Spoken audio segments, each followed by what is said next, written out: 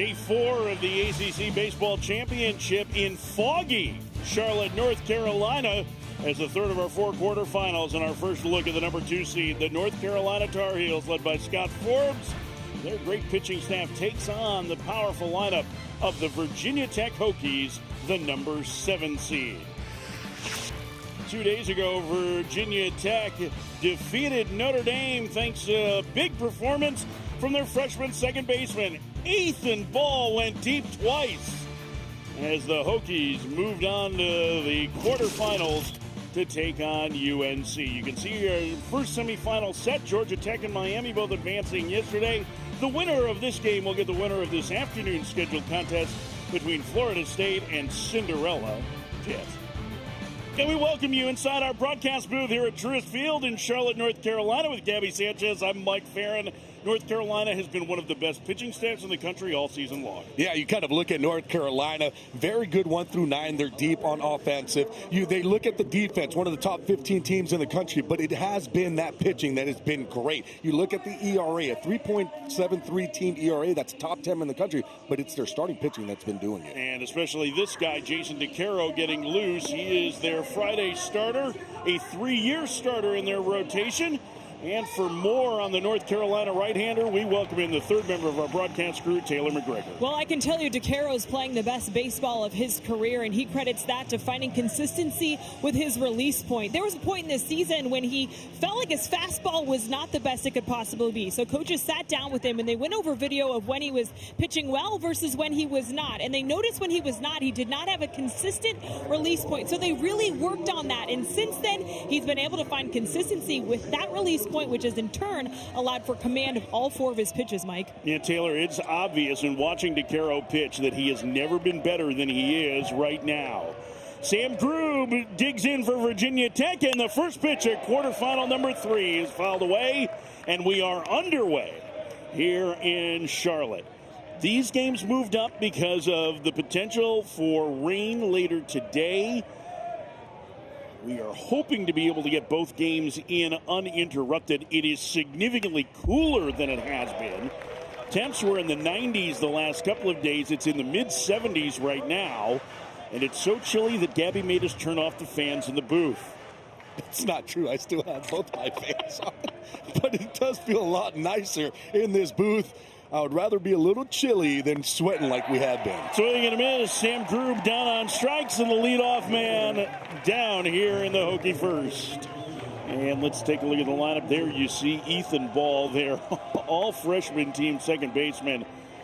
Boy, getting to see him in person for the first time the other day, he is super impressive. I mean, really impressive, especially when you come up and you hit a couple home runs your first time here at the ACC tournament. It's such a quick bat speed getting through the zone and staying to the middle part of the field.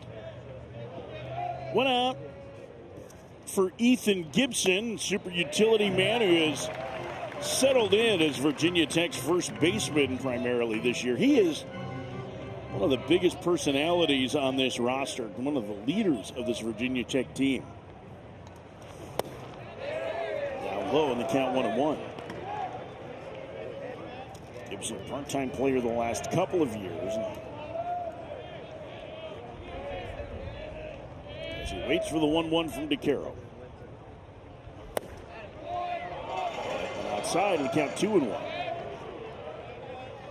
Virginia Tech this season got off to a slow start in ACC play, but they won their final 4 conference series and went from being a team that was bubble out, Gabby, to one that is assuredly going to be playing in a regional next week. And if they're going to be on the 3 seed line, they are not going to be a fun party guest.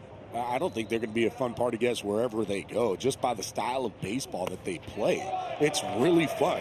One, they're going to be able to get their walks, and once they get on base, they're going to go ahead, they're going to try to run, they're going to put buttons down, they're going to put a lot of pressure on teams' defenses. This is what they did in the second round against Notre Dame. A season-high 17 runs. They have a lot of different ways that they can beat you, and you see Ethan Ball there, his first multi-homer game of the season, but he has legitimate power in the middle of the field. He does not hit like a freshman. Henry Cook has been one of the more important players over the last 4 years for Virginia Tech. The senior takes a ball outside. It's 1-0. Catcher in the 3 spot for John Szef's team.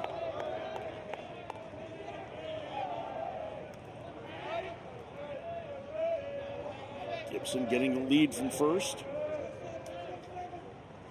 And the pitch. And the count even now at 1-1. They don't have a ton of guys that run a lot in this Virginia Tech offense. There's maybe 3 guys that steal. Gibson, not really one of them. He's 3 for 3 in stolen base attempts. But Gabby, we were talking a little bit before the game about the Hokies offense, and one of the things that you appreciated about it seems like, is their versatility. It's just really fun to watch them. And, you know, John Szef, that's one of the things that he will tell his guys. You want to put pressure on defenses. They all can handle the bat. You'll see some bunts, and all of a sudden you'll get first and third defensive plays where you'll get a lot of push bunts, where they're trying to score that run, get the guy into scoring position. You're going to see a lot of it here today, especially against a team like UNC, because UNC is very good defensively. They can take care of that baseball. So you have to kind of, if you're Virginia Tech, do those little things to get runs across. This is the best Virginia Tech team that they've had since the one that hosted a super regional in 2022. That team was loaded. Runner goes, and Bluff's going, and ball 4, and back-to-back walks for Jason DeCaro here in the first. And all of a sudden, there's trouble brewing for North Carolina with Ethan Ball coming to the plate. You talked about it, the first game that he played in this tournament. Well, he hit 2 home runs, and there were no doubters. A quick bat through the zone. He stays in it so long, and he just shows off that power. And one of the big things that you like about it, it's not just pull power, it's big-time power up the middle of the field. This is going to be a fun matchup with DeCaro against Ball. First pitch from the righty, breaking ball that he lands for a strike. It's 0-1. How about that respect? Going up there, guy in scoring position. Even though he's a freshman, nope, I'm not going to just give you a cookie to hit, even though I walked the second and third batter of the game. Do you think any of that was because he's having trouble throwing his fastball for strikes right now? I mean, he's just pulling off just a little bit, so a lot of times he'll try to throw those breaking balls to get back in the count. There he fires a fastball at the knees, and the count 0-2. Yeah, not much you can do there. I mean, that's just DeCaro saying, okay, now it's time to play. I'm going to go ahead, throw a breaking ball first pitch, and then I'm just going to dot a fastball right on that inside corner.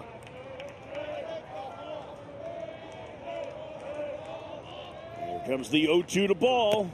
Fastball blew it by him at 94, 2 outs. Yeah, I kind of saw that happening. Curveball first pitch, really dotted up down and in with the fastball. And at this point, there's a good time to elevate that fastball. To pitch it, he really has been working on with DeCaro. And he throws it here and just throws it right by Ethan Ball at 94 miles an hour. One of the things when you're looking at DeCaro, he is a guy that can control all 4 pitches. And when those 4 pitches he's able to throw for strikes, he becomes extremely tough to hit for a hitter. 2 outs for Hudson Luterman, who had a big day in round 2, and the DH grounds out to third. So Virginia Tech threatens, but they don't score. To the bottom of the first, no score.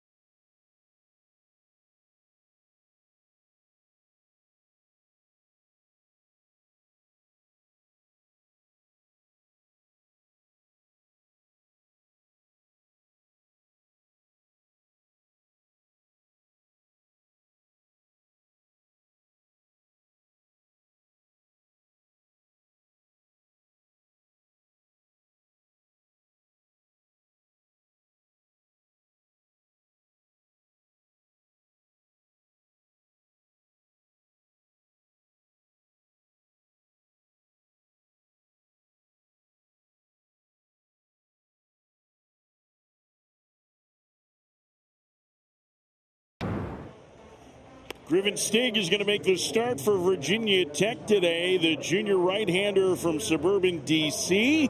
With more on him, here's Taylor McGregor. Well, he added a new pitch as of late. It is a splinker, but the story about how he found it, I found to be the most interesting. They were watching Paul Skeens because they thought similar body type and similar arm slot.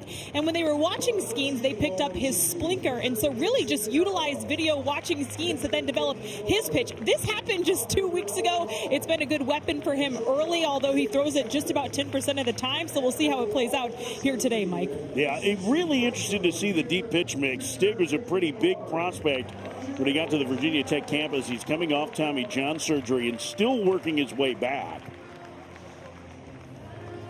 But a very important arm for them going forward. He and Brett Renfro and Logan Eisenrich, who was terrific out of the bullpen in round 2, are a big part of why Virginia Tech could be dangerous in a regional. And here's the part of North Carolina that is underrated.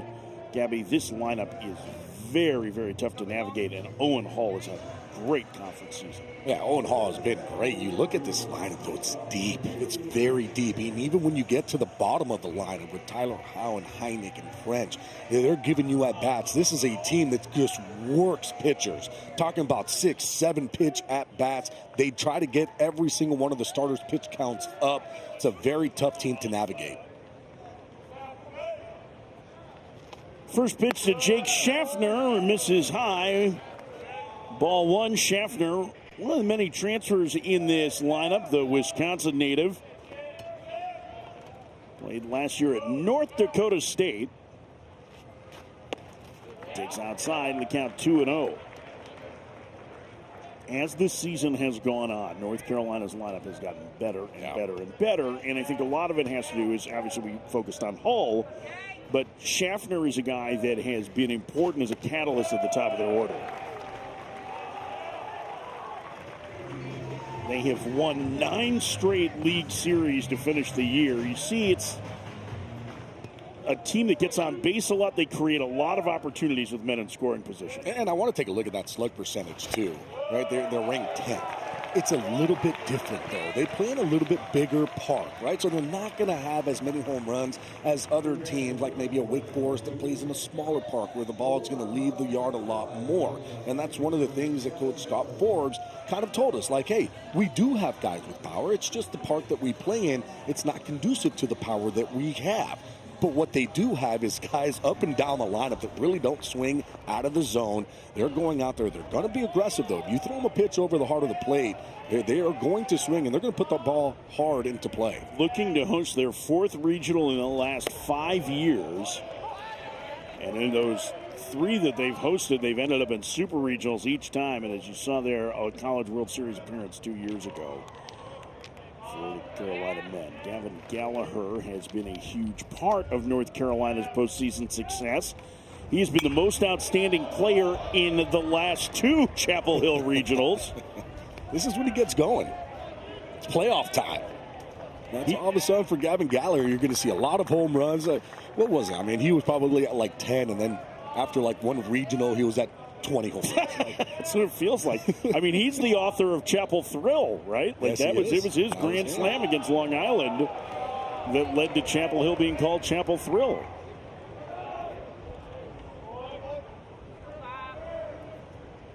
A 3rd-team All-ACC performer. I don't think this is quite the junior year that Gallagher wanted to put together, although the underlying data on his batted ball is pretty close to what he's done over the course of his career.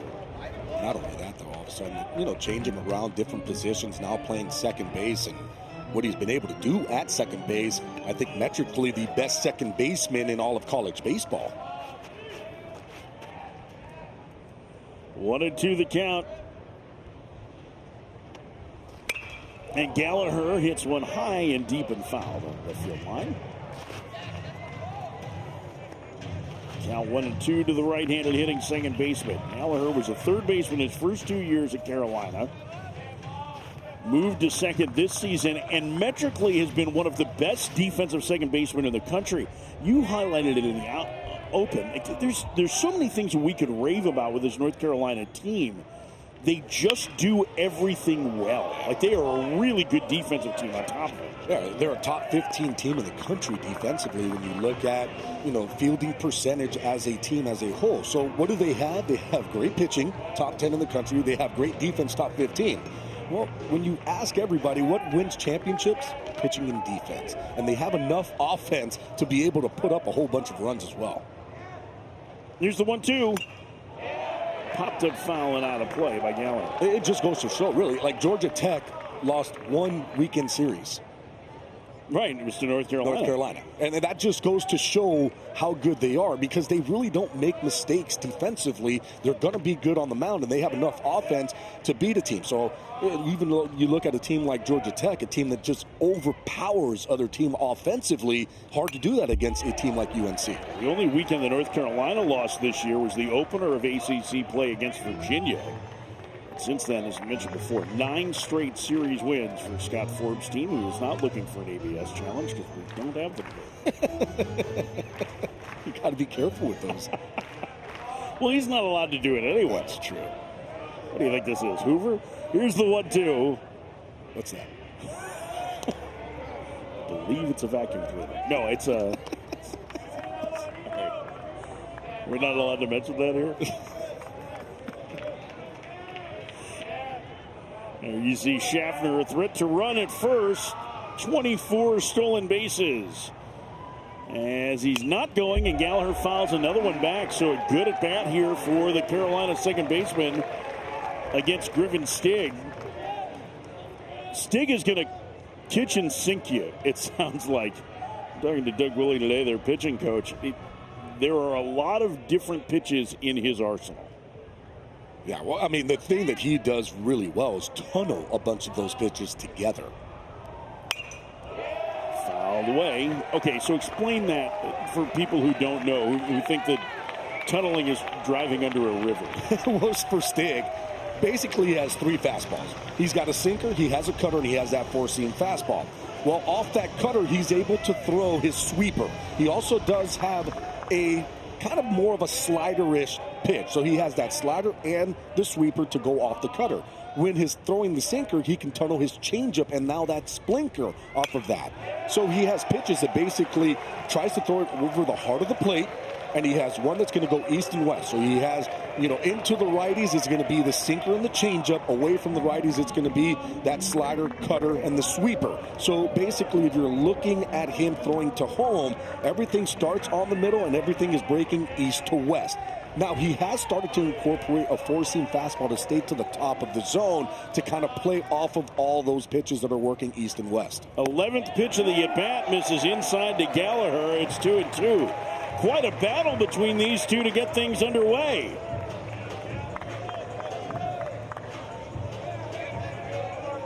Now he's trying to figure out which pitch to throw at this point. This has been a 12-pitch at-bat. He's going, Gavin Gallagher, geez, just put something in play.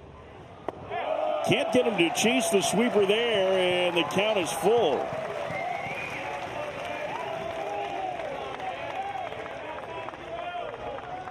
Three and 2, the count to Gallagher.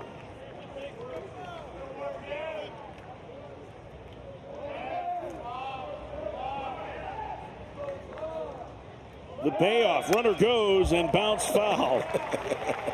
Oh, these are those at-bats that you just gotta love. It's the battle between the pitcher and the hitter, and who's gonna win. A lot of foul balls, putting balls in play, letting balls get deep on you. For Gavin Gallagher, you've seen it all. Seen him out in front, you've seen him getting beat. It's these battles that just makes baseball fun. Pitch number 14 of the at-bat coming. Runner goes again, outside, ball 4. Gallagher wins the lengthy battle. His teammates loved it. I mean, this just gets things going for your team because they know these at-bats are really fun. And you can see everybody in that dugout more excited than Gavin Gallagher was, actually. He was just kind of like, that's a normal at-bat. But his teammates, well, they knew. Well, the first 2 have walked for North Carolina in the first, and here is Owen Hull. We highlighted him in the lineup to begin with. The transfer from George Mason, who has had very good success in league play. First pitch misses inside. It's 1-0. The power's starting to come. He is 6'4", 215, and every bit of that, when you stand next to him on the field, he is massive. Completely massive. And then you see his BPs, and balls are just flying off of his bat. And it's starting to fly off the bat a lot more, especially here of late.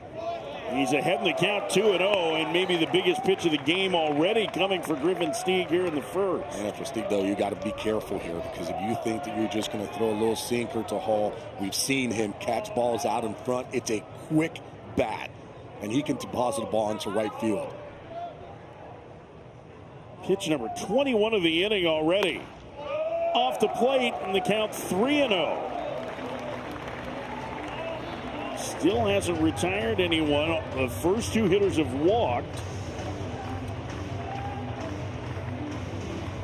John Sheff looking at his lineup cards. It looks like we're going to start to see some guys maybe heading towards the Virginia Tech bullpen.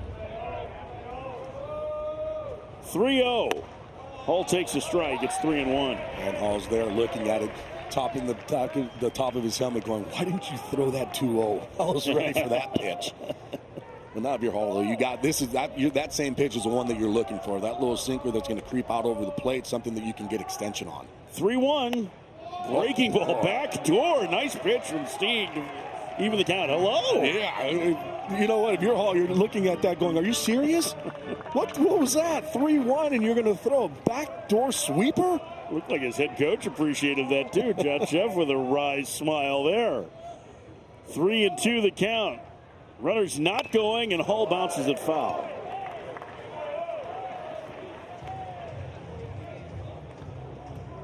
And this is what we talked about too with this lineup. I said it earlier. They're a team that's just going to make starting pitching throw a whole bunch of pitches. They will battle. You'll see a lot of 3-2 counts. They really don't swing outside of the zone. 3-2 the count. The pitch. Called strike three.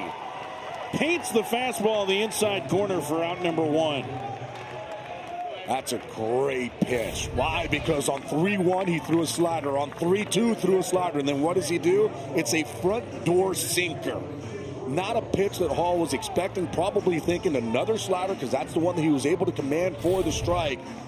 Didn't get it that time. Froze him on the fastball. Boy, that were two big pitches that he made to get Hall. And Ethan Grimm, who started the second round game and was chasing the second inning, beginning to get loose for Virginia Tech. Check swing by Macon Winslow. Ball one. There you see Grimm, the freshman. Very talented. Macon Winslow, the transfer from Duke. Has split time behind the plate and is the DH with Colin Hynek. And Winslow's been DHing primarily the last couple weeks as he sends that one high in the air. Deep to left center field. Back to the fence, and making the catch is Gates for out number two as both runners tag up and advance. Winslow just missed it. Gabby, it is a lot cooler and thicker, and it feels like yesterday that thing would have been 20 rows deep. Yesterday that ball would be way deep. Today, what do you have? The conditions are a little bit different, right? It's a little bit cooler. The other thing, too, that fog that's up in the air, that's going to be a little bit heavier air. It's going to knock those pitches down. And an early mound visit here from Doug Willey, the pitching coach, in his first year at Virginia Tech. Pitched at Arkansas, former minor league coach of the Cubs organization, and pitching coach at Xavier. This feels as much just like giving Stick a breather, right? Yeah. He has had a long inning here, although about half the pitches were in a one at bat to Gavin Gallagher. And I'm surprised that they didn't go and talk to him after that at-bat, because that was such a long, drawn-out at-bat. And you see, it's just basically to go out there and be like, all right, let's just give you a little bit of calm at 27 pitches so far in this inning. It's a big moment, though. Having walked the first two, now he's one pitch away from getting out of this without any damage. He faces Eric Paulson, the first baseman, a transfer from Stony Brook. First pitch to the left-handed hitter, down low. It's 1-0. That's the thing with this lineup, too. There really is no room for any mistakes. There's guys up and down this lineup that can hit the ball out. Paulson, one of those guys with 9 home runs so far on the season. Paulson, excellent defensive reputation as he takes a strike. 1-1. He was the CAA Defensive Player of the Year as a first baseman a year ago. That's not easy to be the Defensive Player of the Year at first base. You have to be really good. I don't remember you winning any Defensive Player of the Year's awards. I didn't. Outside, 2-1. You got robbed. I did get robbed in the big leagues one time. We're not going to talk Well, about that because we're not going to talk about that one. It still hurts. All right, it still hurts. I would love to have a little Gold Glove in the house. I'd sleep with it. 2-1. A strike and the count 2-2. You know, it's not a real glove, right? Like it's a trophy. It's very like it would not be comfortable. That's all right. We got dogs sleeping all over our head anyway, so it's a trophy.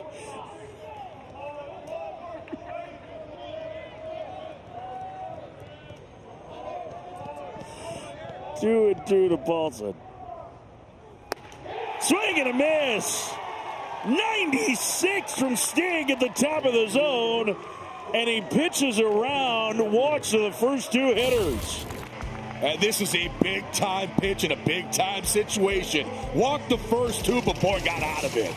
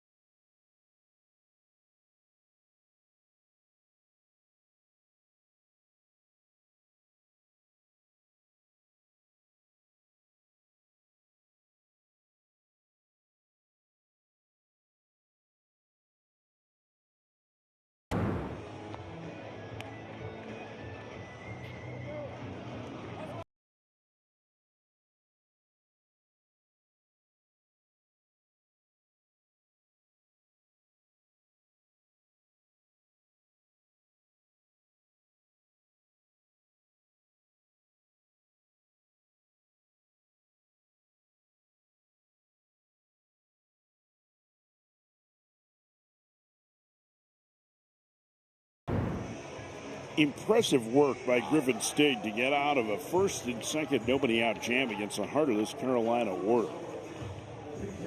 I'll tell you this. You walk the first 2 guys, it almost looks like you have no idea where the strike zone is. And then all of a sudden, you just put it on. First pitch from DeCaro to Pete Daniel, the shortstop, 0-1. 96, dude. And no. I mean, like, to me, the big pitch was getting into the hole at bat. Like, after he gets the 3-0 strike, like, backdooring that sweeper, just like it changed the complexion of the inning because I think it just, all of a sudden, it's like, oh, he can land a breaking ball for a strike to a lefty. And then just the biggest thing, too, is just staying confident on the mound to be able to do that. 1-2, the count to Pete Daniel. Transfer from Belmont, checks and takes low. 1-2, leaving the Bruins to join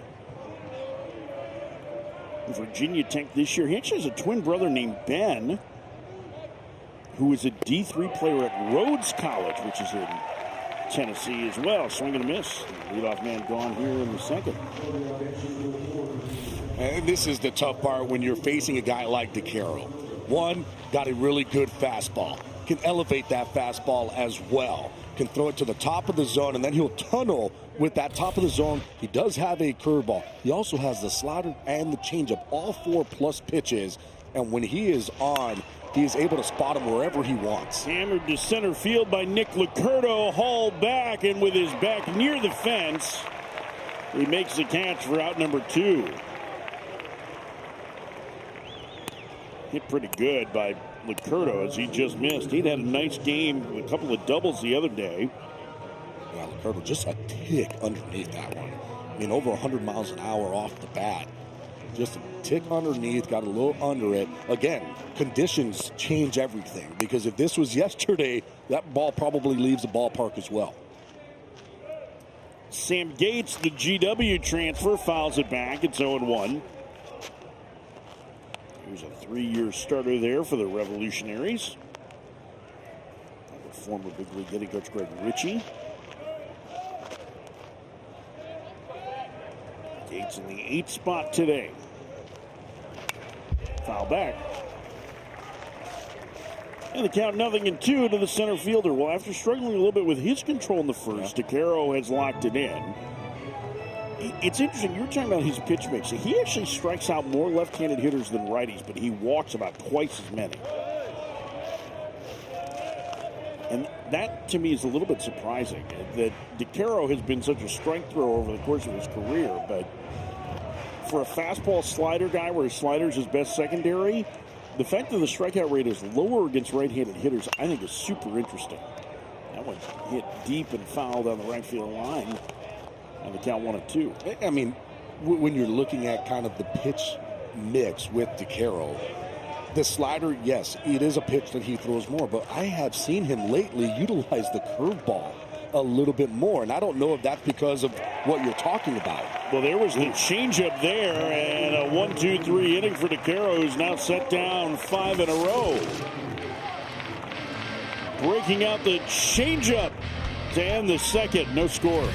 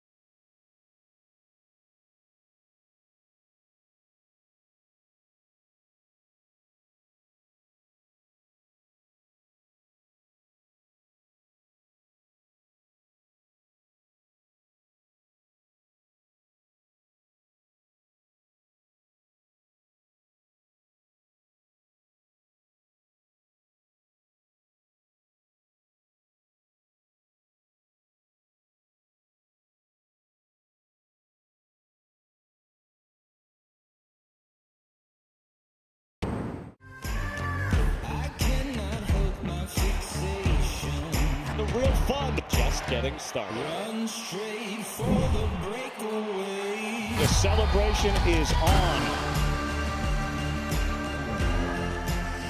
3 weeks from today, the Men's College World Series gets underway at America's Heartland, Omaha, Nebraska. Both of these teams with Omaha dreams, and Henry Cook just took a foul ball off an uncomfortable spot. This foggy day in Charlotte. Cooler temperatures today.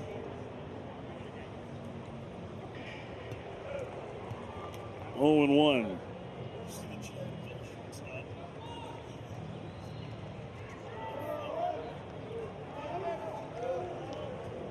Here comes the 0-1. Strike, it's 0-2. Cooper Nicholson has put together a really good season defensively and power-wise for North Carolina. JUCO transfer out of Iowa Central Community College. Rolls it to short with Pete Daniel with a strong arm. Guns him down for out number 1.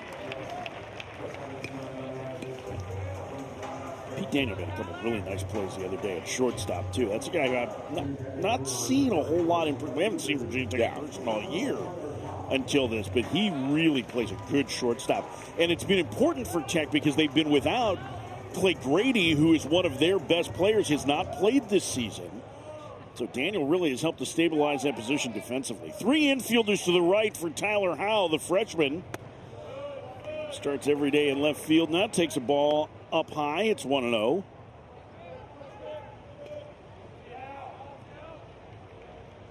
See Howe's numbers. Down low. 2-0. He was the Charlotte Observer Player of the Year in the state of North Carolina a season ago. Grew up a big Carolina fan. And he takes inside 3-0. So Arthur Stig was sharp for the last 4 hitters. He falls behind 3-0. It's crazy how kind of that works. Now remember too, he's coming off of Tommy John, so there is that time of period of, hey, I need to still figure out where I want to throw it. It is a low 3/4 slot. Takes a strike, it's 3-1. So when he's on the mound, it's almost sidearm. It's just a little bit up more than sidearm. So, of course, there's going to be a lot of run on his pitches. It's going to be running away from lefties, but that's where he's throwing that cutter to try to get in where he's able to go side to side.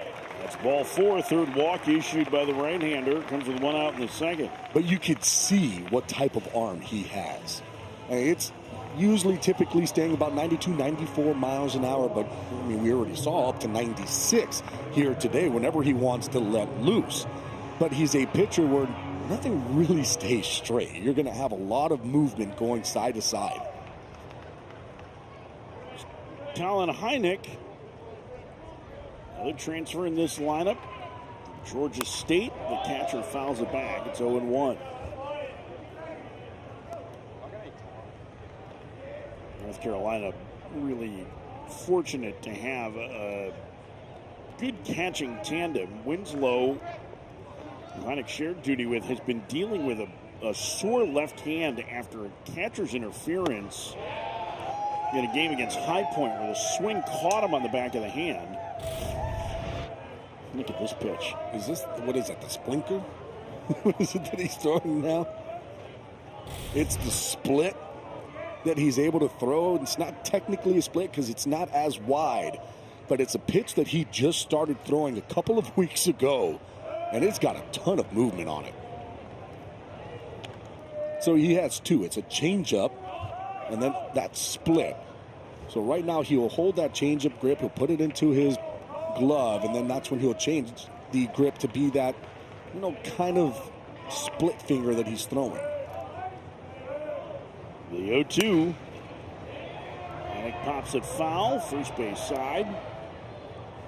Out of play. And that's one of the things is for a guy with good stuff, it's very much a pro approach in that it's, 3 different fastballs, as you said, 2 different changeups, 2 different breaking balls. I mean, he will throw everything at you but the kitchen sink. And to your point, he's got 96. Too. I mean, it's like it's not easy. It's not like he's a thumber.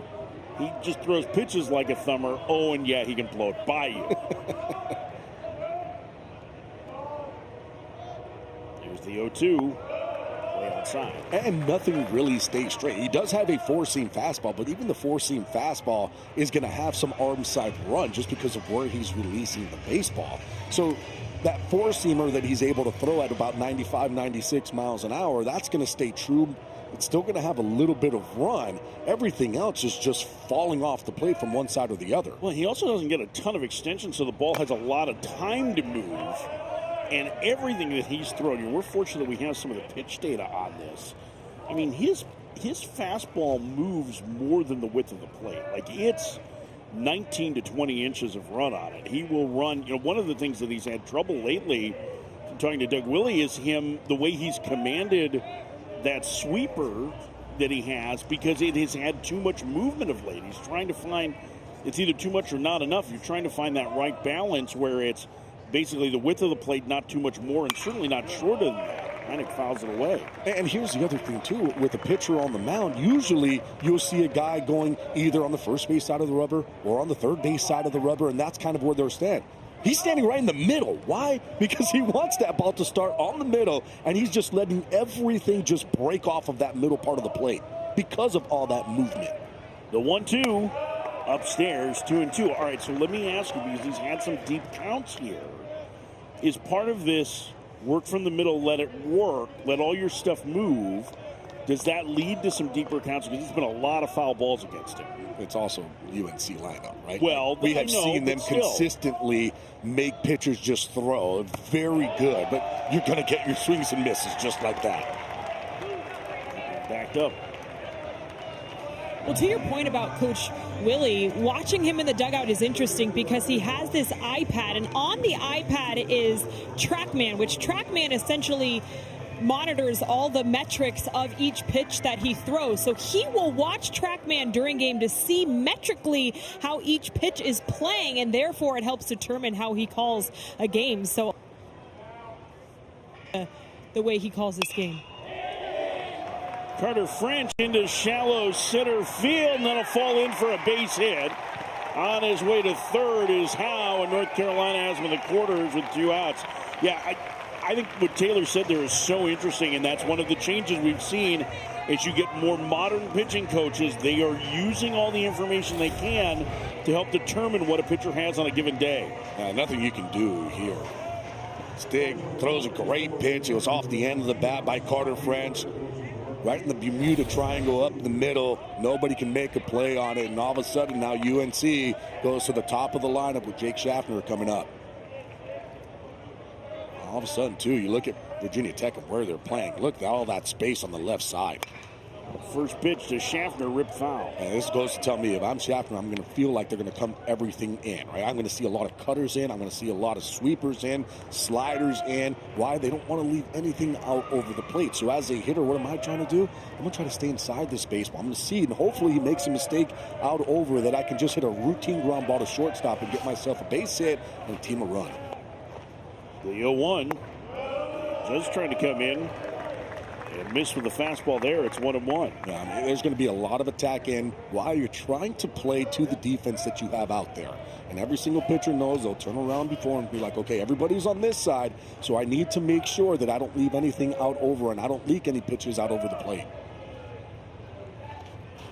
2-1 now to Schaffner.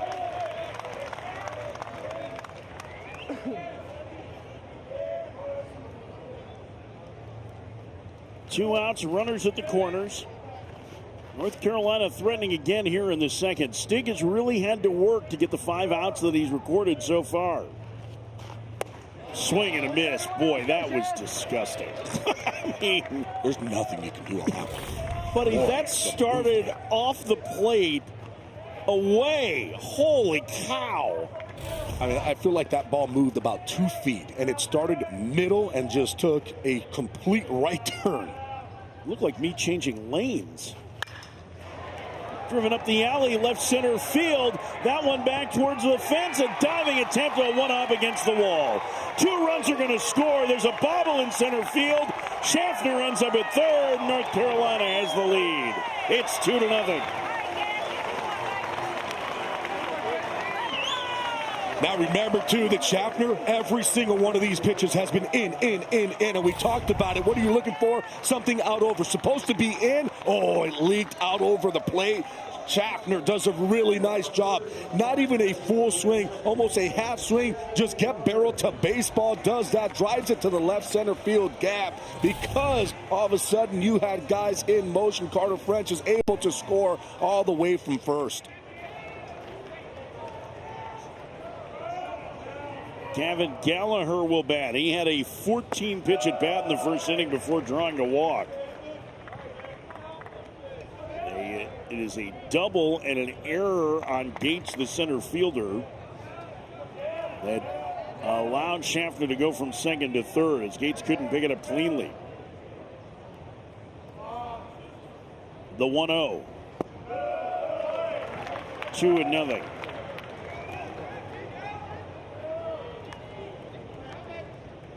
Nobody getting loose right now in the pen. Stig trying to get through this lengthy second inning. Nearly 30 pitches to get through the first. He's going to be close to that here in the second.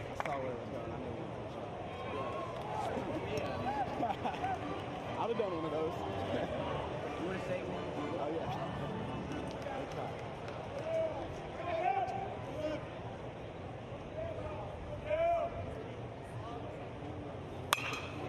yeah. On the ground to second. Ethan Ball has it, and he will throw out his counterpart, Gallagher, and the inning is over. Jake Scheffner gives North Carolina the lead. This backside double plates a pair and has a happy bunch of Tar Heels on the third base side. 2-0 Carolina.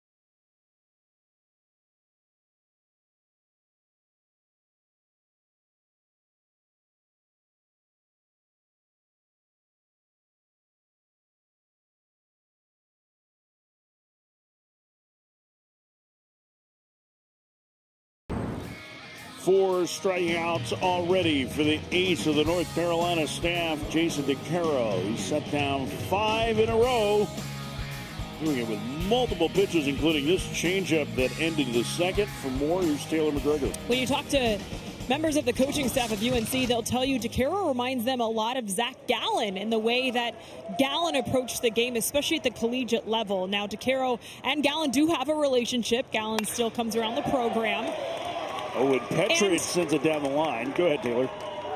Gallen has a couple messages for DeCaro, and one is focus on being the best you can be in college, but also enjoy the time that you have in college, because once you get to the major leagues, it's quite different. So the two have a relationship, and a lot of similarities are seen between the two. Yeah, I know that's one of the things that Scott Forbes has talked a lot about, Taylor, is that he thinks DeCaro's best days are ahead of him in pro ball, in the same way that Gallen's were. Gallen, a former All-Star Game starter, was a Cy Young candidate, received Cy Young votes in 3 different seasons.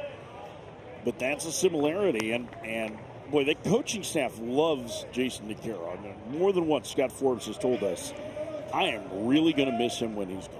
I mean, they had him as a young pup, 17 years old. He was a Friday night. I mean, there was injuries, which put him as that Friday night starter, but still, talking about being a Friday night starter at UNC as a 17-year-old. Oh, boy. Grubin to left center in a collision between Hull and Howe. Hull makes the catch for out number 1. Is Howe okay? He is. Tyler Howe. I saw this coming, too. They're both calling for it at the same time. Howe, last second, heard Hull coming in and said, oh, I need to get out, but he stayed in place and just ducked. And because of that, they're ending up to colliding. Luckily, though, both are okay. Both are up. Well, maybe a little shaken up and realize, okay, maybe we have to be a little bit louder so everybody knows what's going on. Ethan Gibson bats. Tying run at the plate for Virginia Tech in the third as he takes a strike. It's 0-1. Now, I got a 6'4" guy running at me. I may want to get out of dodge. Yeah. One of the things, if you're an outfielder and you do hear somebody call, don't just go straight down. Yeah. Go back, go forward. Gibson high in the air, deep to left center field. This one is back, and we are tied.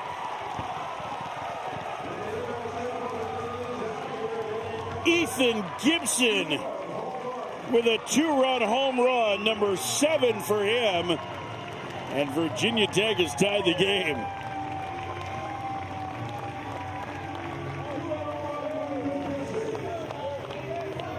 Some look back at Kurt Elvin, the third base coach for Virginia Tech, and laugh. Oh, Gibson gets a fastball. Boy, this was down the middle. Catches it out in front. What you want to do with that 93-mile-an-hour fastball, 400 feet, 103 miles an hour off the bat, tying up this ball game. First pitch outside to Henry Cook. It's 1-0. That's what you want to do, too. All of a sudden, UNC, last half inning, puts up 2. You want to get that answer back, get that momentum back on your side. Maybe Virginia Tech. 40 home runs in this tournament last year at DBAP, the Durham Athletic Ballpark. Yeah, sounds right. Durham Bulls Athletic Park, sorry. Oh, crushed by Cook, and there's home run number 41 in the tournament. Back to back, and Virginia Tech has the lead.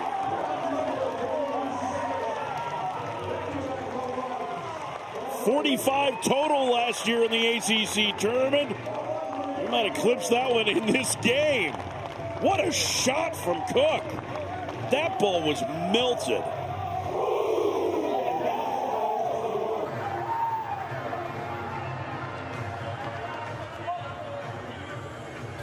And DeCaro say, what's going on here? I'll tell you what's going on here. You're missing down the middle, and you can't do that against Henry Cook. Comes in at 93, and it leaves the bat at 108.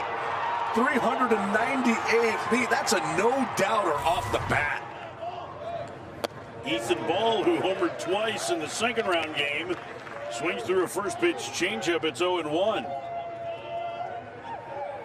I told you after the game on, what was it, Wednesday afternoon that Virginia Tech played? I was really looking forward to seeing them. Yeah. It's like, I think this team's pretty good. Like, they're, as the kids would say, do the kids still say they've got that dog in them? Because they certainly feel like they've got that dog in them. I don't know, but it You have sounds kids. right. I do have kids. They're using different verbiage that I've ever heard before in my life. Swing and a miss, gets away from the catcher. Heineken, ball will reach.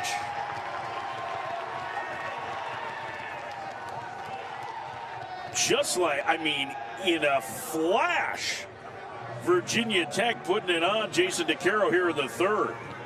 And here's the thing, too. DeCaro doesn't really give up home runs either. Only he's getting up 5, but this is a great pitch. That's one where you want to tell your Heineck, you got to be able to just get your body in front of it. Don't try to pick that ball. Make sure that you're getting your body, especially with 2 strikes on a curveball down. You're looking to get it down in the dirt. Frank Daines is going to make a mound visit here, but John Sheff is talking with a home plate umpire. Well, what he's saying is, I feel like that ball went into the dugout because it was going towards that top step. And that's, I think, what he's arguing about at this point. But here's what you have to look at. If you're Heineck, you got to be able to put that body in front, not try to pick it. And I get it, try to steal strikes. But look where this ball ends up. And it's going towards that dugout. It looks like it hits... I think it hit the railing. Hit the there. railing Yeah. and bounced off. But you really can't tell off of it. There's no real railing up the middle. So to me, it's weird where that ball hit to bounce back. I think Scott Jackson, one of the coaches for North Carolina, is standing on those steps. I think it would have been a little different reaction if it had hit, but I also can tell from where John Sheff's standing, I'm not sure that you got a clear view of it, right? You see it bounce back. So I understand where the argument comes from, too, but it felt like the way it bounced, I didn't feel like it hit the bottom of the pan. Caden Klauber, the freshman of the year in the ACC, already getting loose in the North Carolina pan. This is a really exciting arm. Caro, trouble here. Hudson Luderman hits. He's been battling an ankle injury and yet had 3 hits the other night. I mean, he could barely run. It was clearly painful hobbling around the bases for him, but the dude still put together really quality at bats. 2-0. He's got a huge tape drop, too, on that back foot. And there's the ankle tape that he has wrapped up. He's just hobbling all over the place. Just the toughness of being able to go out there and put up some good swings, understanding that you're really not able to even turn that back foot the way that you want to. So, of course, the power numbers are going to go down. On the ground through the left side, another hit for Luderman as he limps to first base. You gotta love that top. I mean, look at the tape that he has to put on. Has that black tape wrapped all around his shoe, and you can see like that back leg, not really able to turn it. Only about halfway he's able to turn it, and you can see the pain. But man, the toughness of being able to just go out there, grind through it, and understand that, you know what? I want to be out here. I want to be playing. He's on the old Gabby Sanchez team. Oh, yes, he is. Sure. In the air to center, coming on Hall. Can't get there. It's a base hit. Getting to the stop sign at third is Ball, and Virginia Tech has the bases loaded with one out in the third. They are putting it on Jason DeCaro right now. Scott Forbes is kind of stunned. He's looking at this going, what is going on right here? He's already given up 2 home runs in this inning. He's only given up 5 home runs on the season. He has only given up 2 home runs prior to this game against right-handed hitters. Well, he just gave up 2 home runs this game against right-handed hitters. This Virginia Tech team, boy, it's a fun team to watch. Nick Licurdo flew out to deep left center his first trip. And he drives that one up the alley, left center field, racing in. Howe makes the catch. Tagging and holding at third is Ball as Luderman gets back to second. It looked like Howe may have had a play on Luderman, who was halfway between second and third. Gabby, take us through this, because it didn't seem like it was a bad base running decision with one out. It was not a good base running decision by Luderman here. Look how far off he thinks his ball's going to go. Howe has to make this throw to second base. He would have had him easily. It would have been a forced play. Understand, you want to get that ball home, but you know what? If you get that forced play out at second, doesn't matter what that runner does. I'm just interested to know why they didn't do it. I did see Hall come up to him after and say, "Howe, you got to throw that ball to second. It's right in front of you. You have to be able to see it." This ball goes up. Luderman thinks, oh, this might get down. Look how far off he has when that play is made. Easy throw to second. And a guy who can barely run in Luderman, too, with the ankle issue. Sam Gates, the center fielder, hits. Strikeout victim his first trip. He pops it up, foul and out of play, and the count 0-2. Boy, Virginia Tech would love to cash in at least one more in this situation.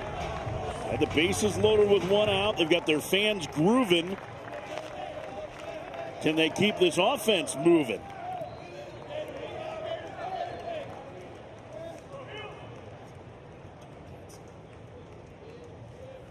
The 0-2 in the dirt.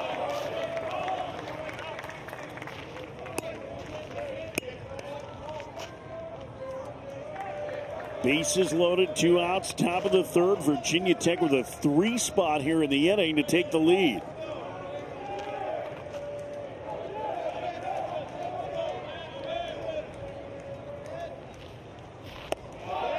Upstairs, 2-2.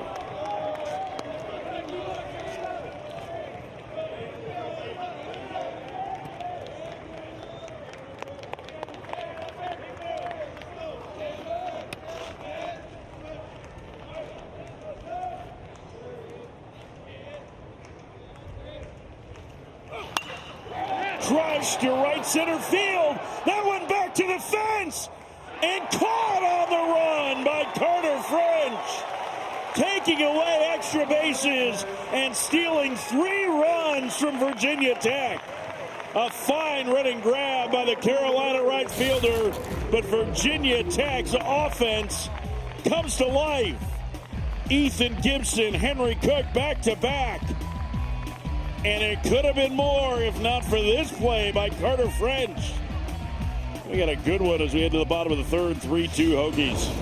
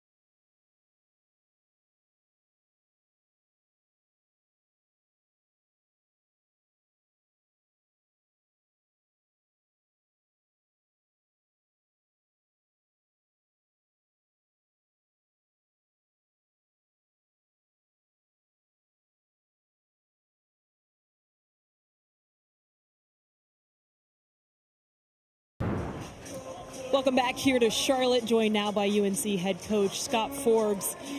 DeCaro was rolling there, and then the half inning changed. What did you see? Just fastball mistakes. All those pretty much wrong fastballs. There was one slider hit off the end.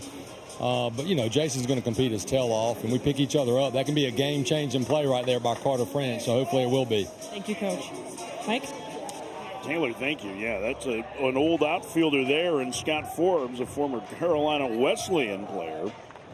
Appreciating some great defense from Carter French. I am stunned, Gabby, the way we've seen the ball travel in this park, that one did not get out. Now, it was to the deepest part of the park in right center, but it is a lot cooler today. First pitch ripped foul by Owen Hall. And that ball left the bat at 103 miles an hour.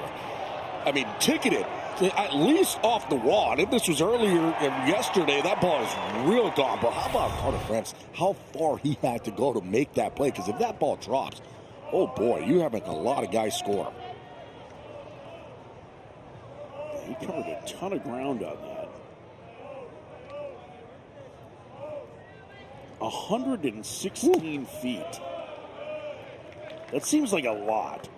It's more than I want to run.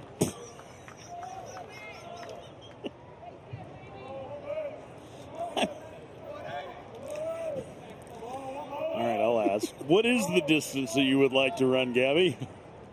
How far is the bathroom? That's about it. To second, and Hall retired, leadoff man going in North Carolina third. 20 feet. That's all I got. It's that far. Could you? How's your closing speed compared to Carter French's? Now or when I was his age? We're living in the here and now. The here and now? Zero. I'm walking to that ball and picking it up and throwing it in. I'll let the center fielder. Yeah. That's fine. Winslow back towards the middle behind the bag. The second baseman ball on the third base side makes the play 2 outs. And here's the thing. Stig is now on the mound. Your team just absolutely went wild in that last inning. Couple home runs, big hits. You want to get your team back in there. And what do I like to see after a 3-run inning? A shutdown inning if you're Virginia Tech. Go right after those hitters. Let your defense work. That's exactly what he's doing.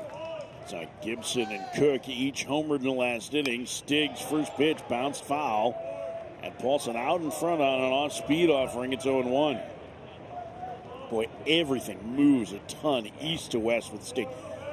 Again, really highly touted recruit who's coming off Tommy John, and today the stuff is good.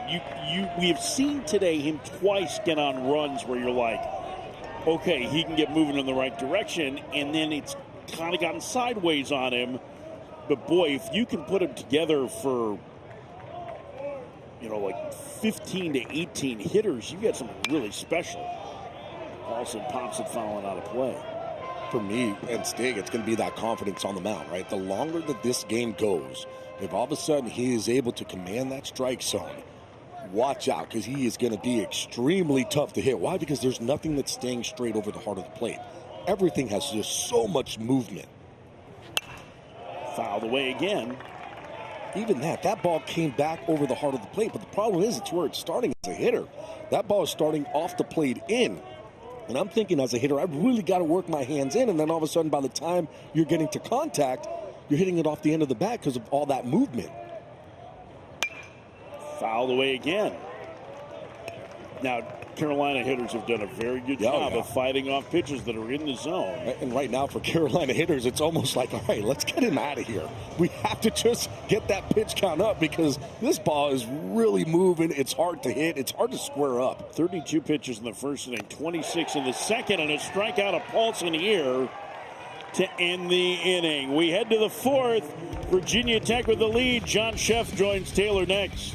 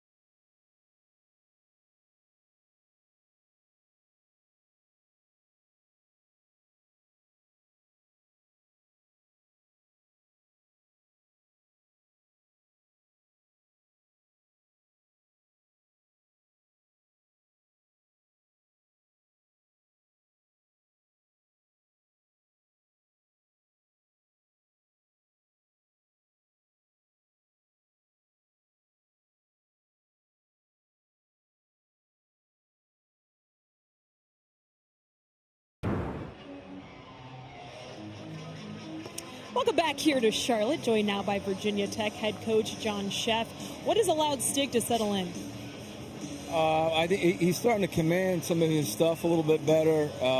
He's getting ahead in the count.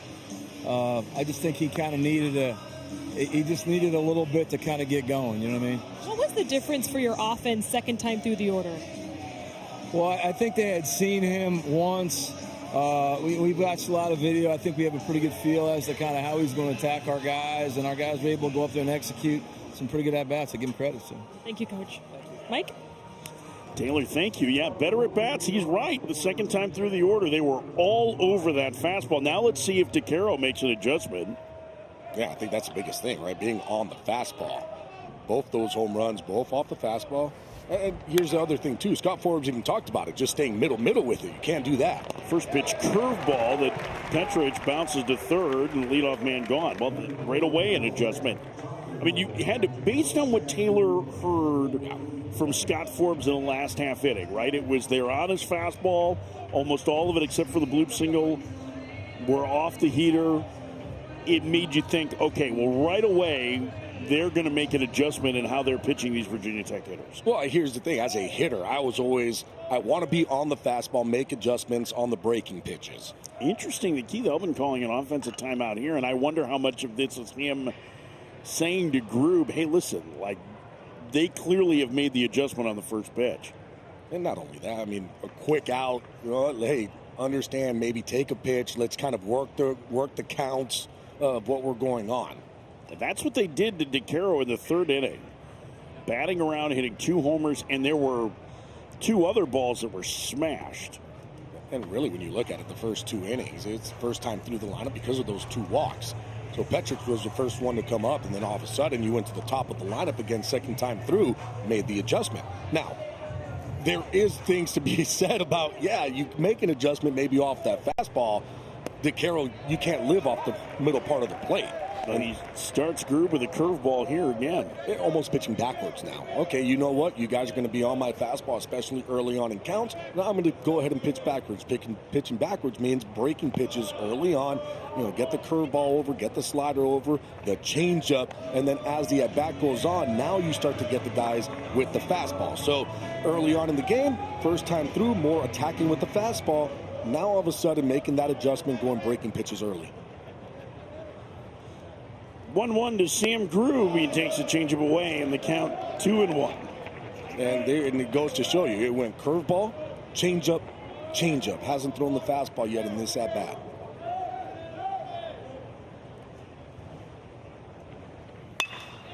Rube lines it to right, and French will have to play it on a bounce. A one-out single. Stick around after the final out. All ACC had you covered. Highlights, reaction, analysis from the ACC Baseball Championship live from Charlotte All Tournament. Catch it on the ACC Network and streaming on the ESPN app. Jason Sells. There's Danny Graves. Hey, Gravy. He knows we're talking about him. I'm trying to think of what he's taking the video of. Maybe the dragon, the home run dragon. He just wants to get one of those dragons put in his house. Tyler Wilson here, too. It's great to see Tyler today before the game. There's the dragon. The dragon. The dragon has not been functional. He shouldn't like the dragon because he was a pitcher. And if the dragon goes off, that means he did something bad. So we were talking to the other day that said, the dragon did not go off on this blast from Ethan Gibson that tied the game in the second inning. I don't know if there's still any juice left in that dragon after all the home runs that we've seen hit in this tournament so far. We were talking to the Georgia Tech coaches yesterday. Snap throw to first and just back is screwed. And they were saying they remembered 2 years ago that Tate McKee, as a freshman, gave him a home run that was so far pretty sure it took out the eye of the dragon. It's never worked since. They said the dragon used to face home plate and now got hit so hard it turned him. They can joke around with their ace like that. I mean, they were, I think, 59 home runs in that tournament 2 years ago, which was the ACC tournament record. What are we at now? 41, I believe, here with the two today and a mound visit. And Heineck. Caden Glauber continuing to warm in the North Carolina pen, the ACC Freshman of the Year. Scott Forbes radioing down.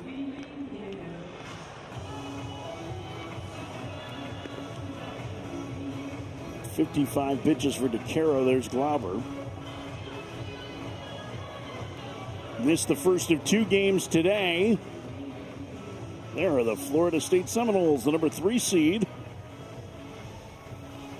They get ready to take on the Pitt Panthers. Cinderella story out of Pittsburgh. Trying to get to their first NCAA tournament in 31 years. And that is going to be it for DeCaro. Mid-count. But DeCaro, who came in throwing the ball so well, has had that second inning. Just was not really, or third inning, excuse me, really wasn't able to recover from it. Scott Forbes has not made his call as of yet, but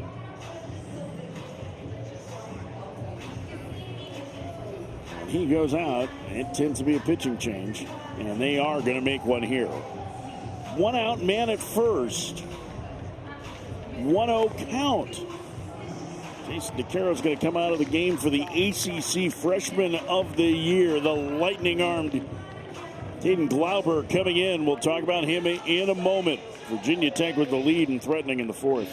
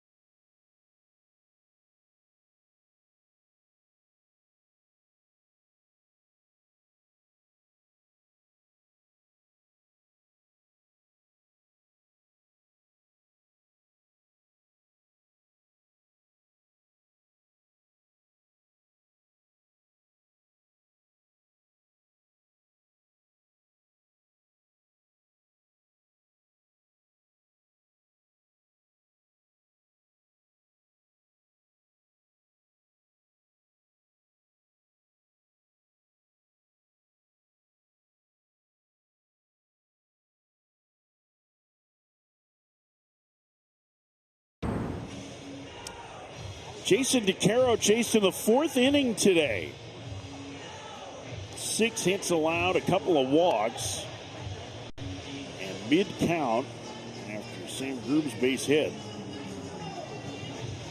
He leaves, and here comes Caden Glauber. Caden Glauber, the freshman, and wait till you see the numbers. Yowza. Yeah, I mean, just virtually unhittable all season long. Opponent's batting average, just 181 against him. And it doesn't matter if you're a lefty or you're a righty. He is just tough to hit. He's got a low release arm angle, and it is whippy. You're going to watch this guy for an inning and go, how did anybody hit 181 off him? 1-0 pitch to Gibson. And of course, he misses the strike zone. As soon as I compliment him like that, it's 2-0. It's about 93, 96 miles an hour from that low release. He's going to get a lot of movement. That ball's more of a sinker coming in. He has a slider that goes away from right-handed hitters into left-handed hitters. Can also throw a changeup from that angle. He is likely going to be their Friday starter a year from now. He pitches like a starter over the course of the inning of the season. You see, I mean, he was ahead of DeCaro. Walker McDuffie, who is their relief ace, also on that list of the top ERAs of the conference. Here's the 2-1. Couldn't hold up 2-2. And when you look at that, too, you might think, well, he's a reliever, right? So he's not going to have as many innings as those other guys. Not true at all. He's thrown a bunch of innings. 64 in the third innings pitched coming into this ball game. There's Walker McDuffie. He's another one that's going to do the same thing. Very good pitch. Called strike 3. Backup breaking ball caught the corner for out number 2. Now, this is when it gets tough because it's a 94, 96 mile an hour sinker, and then he could do this and back up slider right on the inside corner. Nothing you can do as a hitter, just kind of tip your cap and walk away. 2 outs for Henry Cook. I mean, 8th in the nation in hits per 9. I remember the first time I saw Glauber, it was the Thursday game against Louisville. And he came out of the bullpen, and I swear it was like the first time I heard the Rolling Stones. It was just a magical experience. Outside, 1-1. And here's the other thing, too, for Scott Forbes. I mean, just having the riches of pitching where you're able to use a guy like Glauber not only for one game in a weekend series, but you can use him today, and guess what? He can throw 45 to 50 pitches. Then you can throw him tomorrow and use him for 40 pitches as well, and he is just as good. You know, we had a great conversation before the game with Carter Hicks, who is their general manager of the North Carolina team, and we were talking a little bit about their reliever usage because Glauber will go, as the runner goes, pitches a ball and no throw from Heiner. The pitcher's called a strike, I believe. And it's strike 3, and the inning is over. I'll tell you more about that conversation coming up in a little bit. Cook can't believe it, but it's strike 3, and the inning is over. Does it come back to the corner? Good enough for Brian DeBrouwer. We head to the bottom of the 4th, Virginia Tech by a run.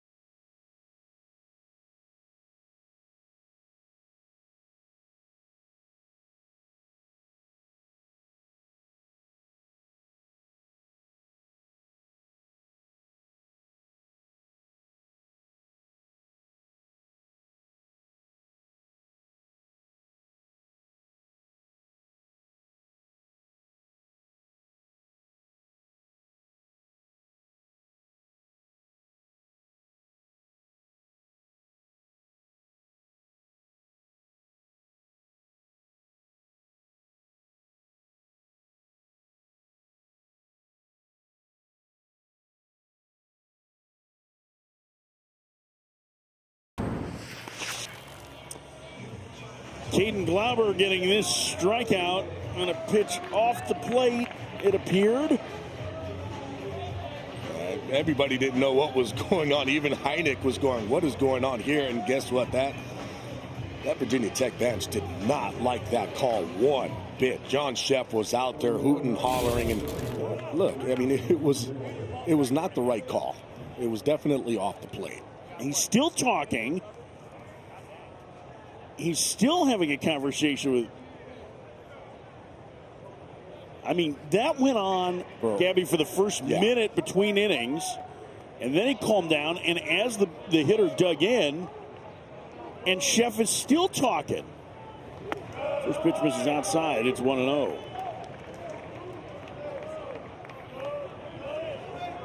It was a rough one. Yeah, it was off the plate, but hey, it's one of those things, too. Like, it happens, you got to be able to get over it. You got to be able to shut it down. It's one pitch, one at bat, get it. You would have been a guy in scoring position.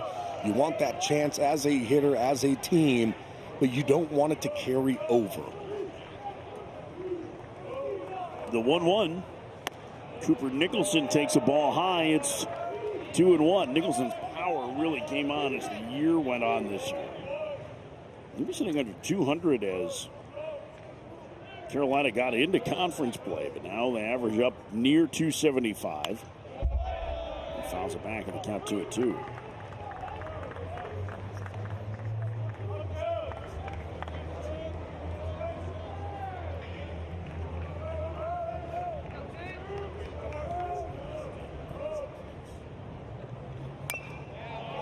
Roller foul.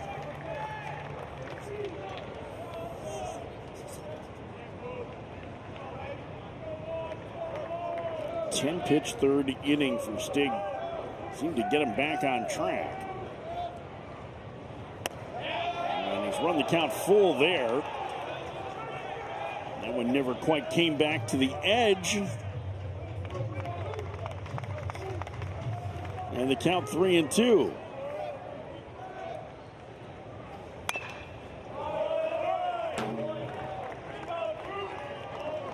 Scott Forbes not showing much of an effort on that.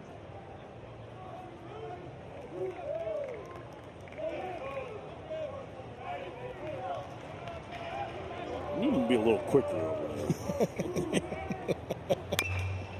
Here, let's see. Nope. Oh, there we go. There we go. Yeah, well, you waited until Now it we're hit getting the. Wait a second. That's how I would get them.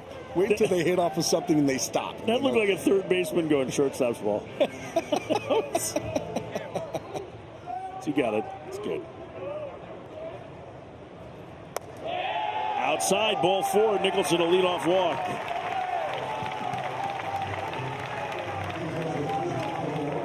Well, every time Griffin Stig pitches, he's always thinking of his brother Drew, who passed away 3 years ago from accidental overdose.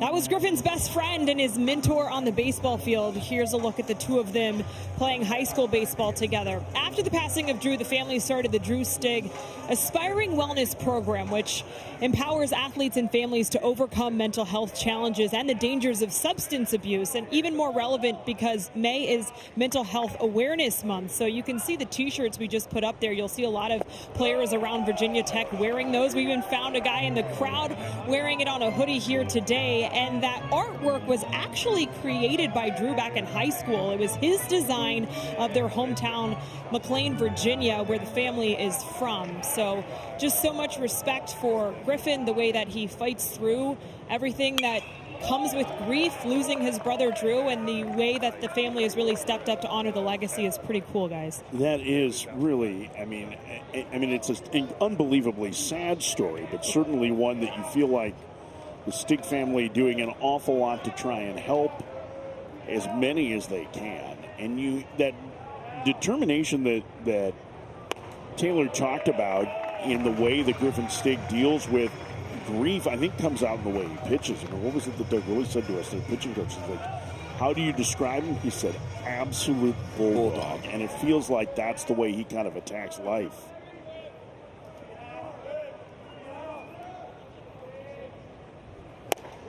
2-1 pitch cut on a miss by Tyler Howe, and the count evens at 2-2. Yeah, you just see the bulldog out of him too, and especially the way that this game started, and like unflappable on the mound. Like, okay, fine, I walked 2 guys. I don't care. I've got the stuff to be able to get through this.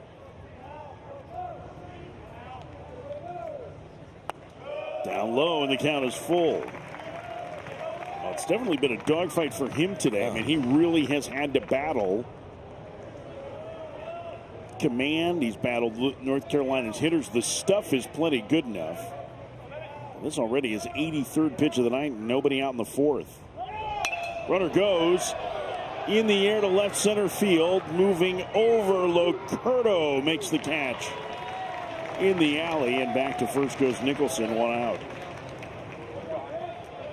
If somehow they can get Stig through this 4th inning, I think Virginia Tech would be very, very happy. Yeah. I mean, especially the way that this game started, the amount of pitches that he had to throw early on in this ball game, being able to get through 4 would be huge. Colin Heineck will bat. The catcher, a strikeout victim, his first trip. Tried to chick a swing, didn't matter. It was a strike anyway. It's 0-1. Now you got to be thinking in that dugout, hey, if he can roll up a double play here, I might get another inning out of him. Stig not a huge ground ball guy.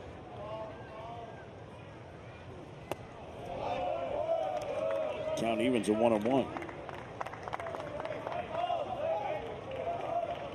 I mean, this looks like I dare you. I dare you to roll that. I would be so scared about just smoking that fence. Yeah, you know why? Once this big man gets rolling, there ain't no stopping him. So come on, do it. But see, those guys don't have fear because they're young. That's true. As we get older, we become less fearless. We should send Taylor out there and have her try that. Grounder, and that one into left center field, a base hit. Nicholson will make third, and there's runners to the corners of the 1 out. Well, he got the ground ball, but not in the right spot. I mean, he can get ground balls with the sinker. Ends up throwing the changeup, just left the changeup up. Great job of hitting by Heineck, of staying on this pitch and just driving it hard. They were playing straight shift, so everybody was on that left side, so there's still some openings over there. He's able to find that opening. Great job of running, too, by Nicholson, going first to third, realizing, especially where the outfield was, that ball was splitting the gap, and he was going to be able to make it easily. Tying run 90 feet away in the 4th. There's Carter French, who saved 3 runs with a great running catch. And he pulls back on the buns, 1-0. Nicholson was bearing down the line, and as soon as he saw the take, he stopped.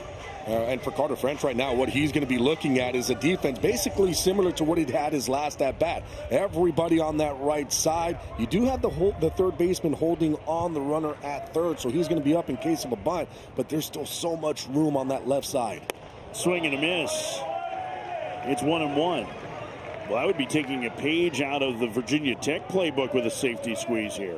Safety squeeze, you can bring it with you on that first base side. You're going to make the first baseman vacate. You can get that runner in from third, move the other runner into scoring position. Nicholson down the line, pretty healthy lead for being held by the third baseman. And French bunts. And you got to love Stig pushing him off the plate. I don't know if that was intentional or not with an off-speed offering, but it worked. I'll tell you this, though, if you're Carter French, you got to watch out, because I'll tell you this, Gibson did a great job of reading that bunt. If you are going to do a safety squeeze, you can't show it too early, because then you're giving time for that first baseman to get off hard. Throw over to first and the runner back. Well, there's a lot of different spots. I mean, it feels like as long as you don't bunt it hard right at a fielder, you're going to have success in that spot, right? And so to just do your job, right, to get that runner in. I mean, you push it kind of just to the third base side of the mound, and you'll have it. But now he's ahead 3-1. Now, does this change for you, Gabby?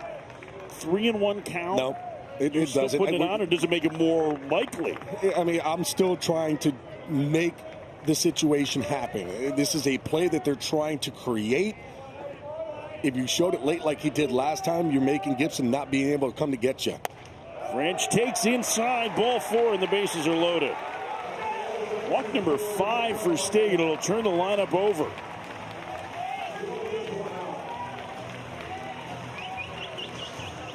Action in the Virginia Tech pen now. Right-hander beginning to get loose.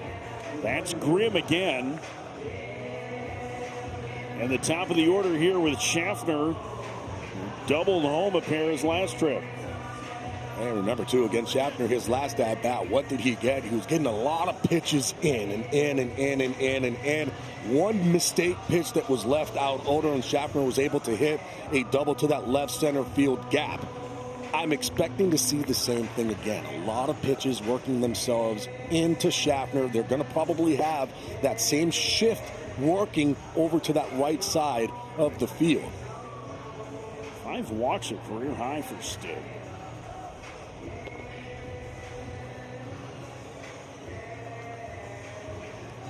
A big situation here as the freshman continues to warm.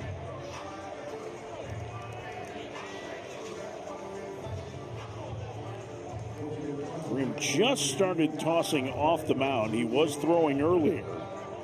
But with the top of the order, they're going with Stig against Schaffner. On base twice. 3-2 Virginia Tech in the 4th. The first pitch. Down low, 1-0. The ball really, he's tugged on a bunch of pitches in this inning. That sinker really is not sinking anymore just because he is just pulling those pitches in. And when you're starting to pull those pitches in, all of a sudden you're not going to have that same movement that you were having earlier. And that one hit him, and the game is tied. Almost threw it behind Schaffner. A bases loaded hit by pitch evens this game. Yeah, again, we talked about it. He's just pulling all these pitches. Well, this one against Schaffner just pulls this one again. It's a fastball, hits him right in the back foot on the calf. It's one that's going to hurt, but it doesn't hurt that much because you got yourself an RBI, and it's a tie ball game. Doug Willie, the pitching coach, out. He's going to make a pitching change. Tie game, bottom of the 4th inning. North Carolina has the bases loaded.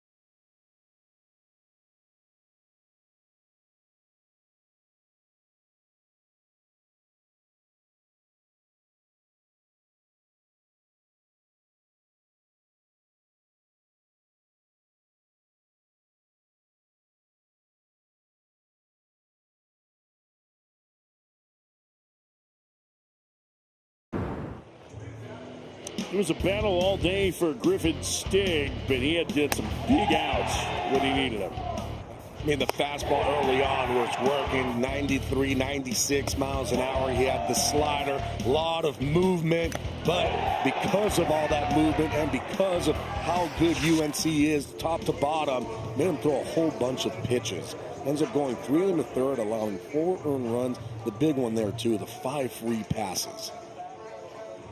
Including a pair in this inning and a hit by pitch. And the new pitcher is Ethan Grimm. The freshman actually started the second round game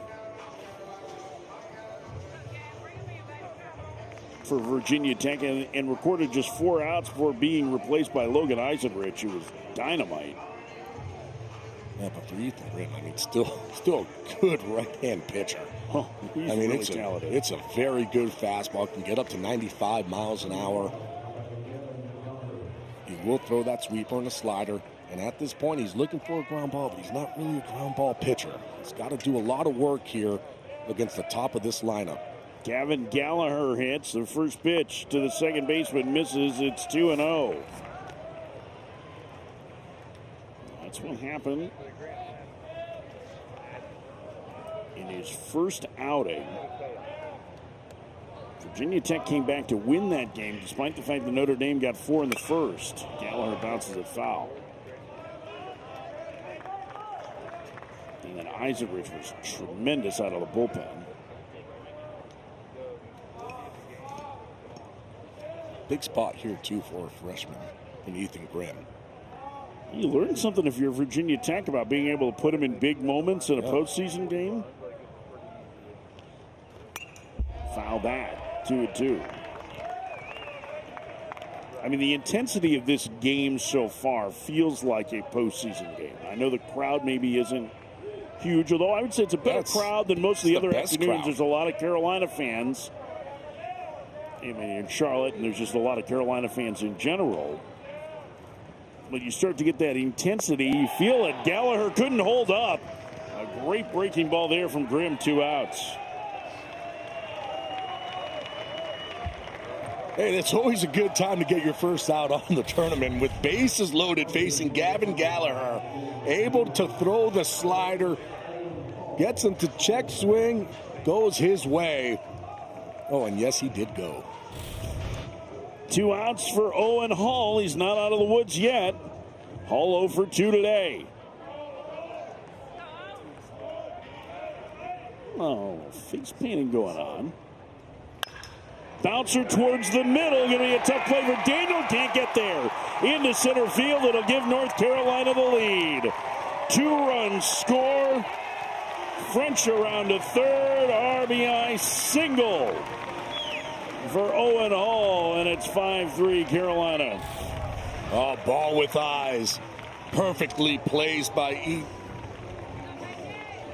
Owen Hall. Right back up the middle. There's a lot of space right where he hit this ball, just out of the outreach. But Daniel trying to make the play, can't come up with it. Scored a pair. Schaffner around to third in a 5-3 North Carolina lead. And here's Macon Winslow. Winslow 0 for 2.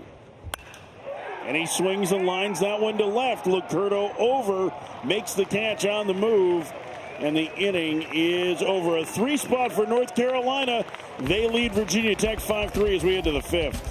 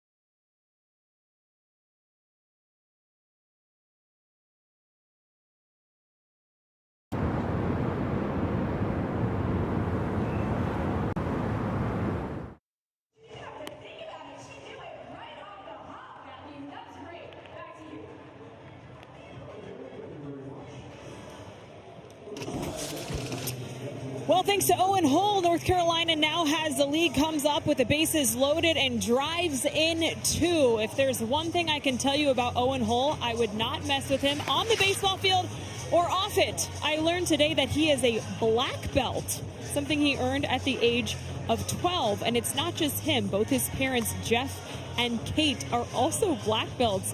I was like, wait a second. Did they meet and they both had black belts? No, when they were dating, that was a bonding activity, was karate. So they were both black belts, and then they wanted to pass along to their children. So Owen Hall, Black belt, don't mess with him, guys. Is that fitting that they took the lead then on a chopper? Well played. Was it? I've got a black belt. Oh, that's right, you do. Yeah, I'm wearing it right now. Look.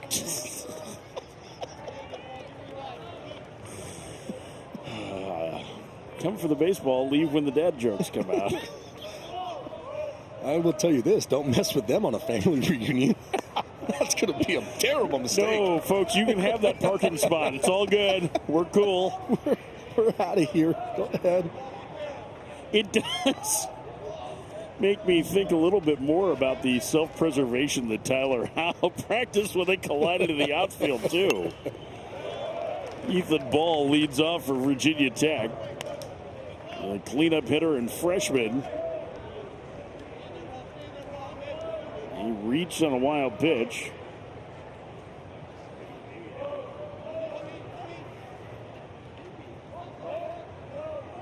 Here's the 2-1. Here we go. Here was the collision earlier. Tyler Howe all of a sudden realized what was going to happen. And, yeah, I mean, that's... Hold deserves a little credit for, one, not destroying his teammate, and two, not getting cracked to the head. I'm surprised he didn't do a flip over him as he was making that play. I don't think flips are part of karate. Of course they are. Bruce Lee, I've seen him do stuff like that.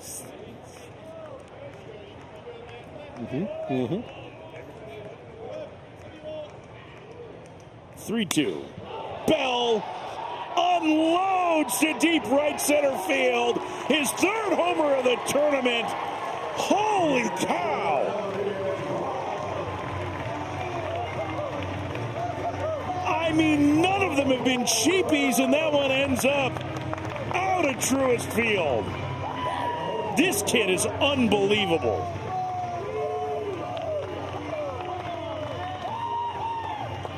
If you're looking for your breakout star of the ACC tournament, it's Ethan Ball. I mean, this ball absolutely smashed. That coming in at 94 miles an hour leaves the bat at 107. And not only that, how about knowing your power? Got that little Sammy Sosa hop right to his teammates. That ball was crushed.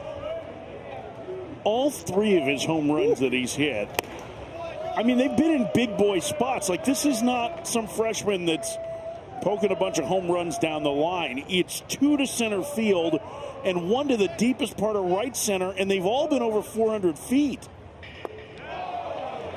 And doing it against a guy like Caden Glauber, who doesn't really give up home runs at all. I mean, it's nasty stuff coming off. That's 94, staying on it, not missing a fastball. Those guys are like, I thought we would be able to make a play out there in right center field, the fans, and nope, hits it over everything. Just the second home run he's allowed to a left-handed hitter all day, and those guys still can't get the ball back. Yeah, they're like, hey, I thought we would be able to get one here. Nope, over your head. 2-2. Hey, just short and compact. That's what I saw in these other games. And he even chokes up just a little bit. Understanding, you know what, Caden Glauber throws a little harder. Let me choke up. Let me be quick and straight through the zone, staying on it, driving through it, backside. Woo! What a swing. I mean, Caden Glauber is one of the best pitchers in the country as a freshman. We just said it, right? Yeah. Second home run he's allowed to a left-handed hitter all year. And that was freshman on freshman crime. That's maybe Ethan Ball was upset that he got the Freshman of the Year award over. I just, like, ball swing, everything about it just is like, it's so fast. He's so loose. Like, it, holy smokes. It's a really beautiful left-handed swing. Good effort by Paulson there. Oh, good job by the VTech dugout, making sure that he didn't go over. Very close, a lot of ground. Here it comes. Nope, nope. Stay up, stay up, stay up. We got you. We got you. There we go. And that's a big man coming hard at that railing.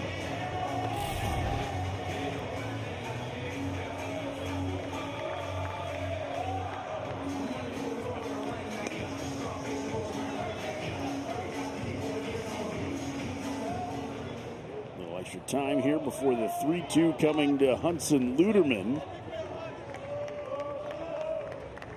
Luderman a base hit his last trip. And he goes down on strikes to the first out in the fifth inning. 5-4 game. Carolina leads. Third strikeout by Glauber.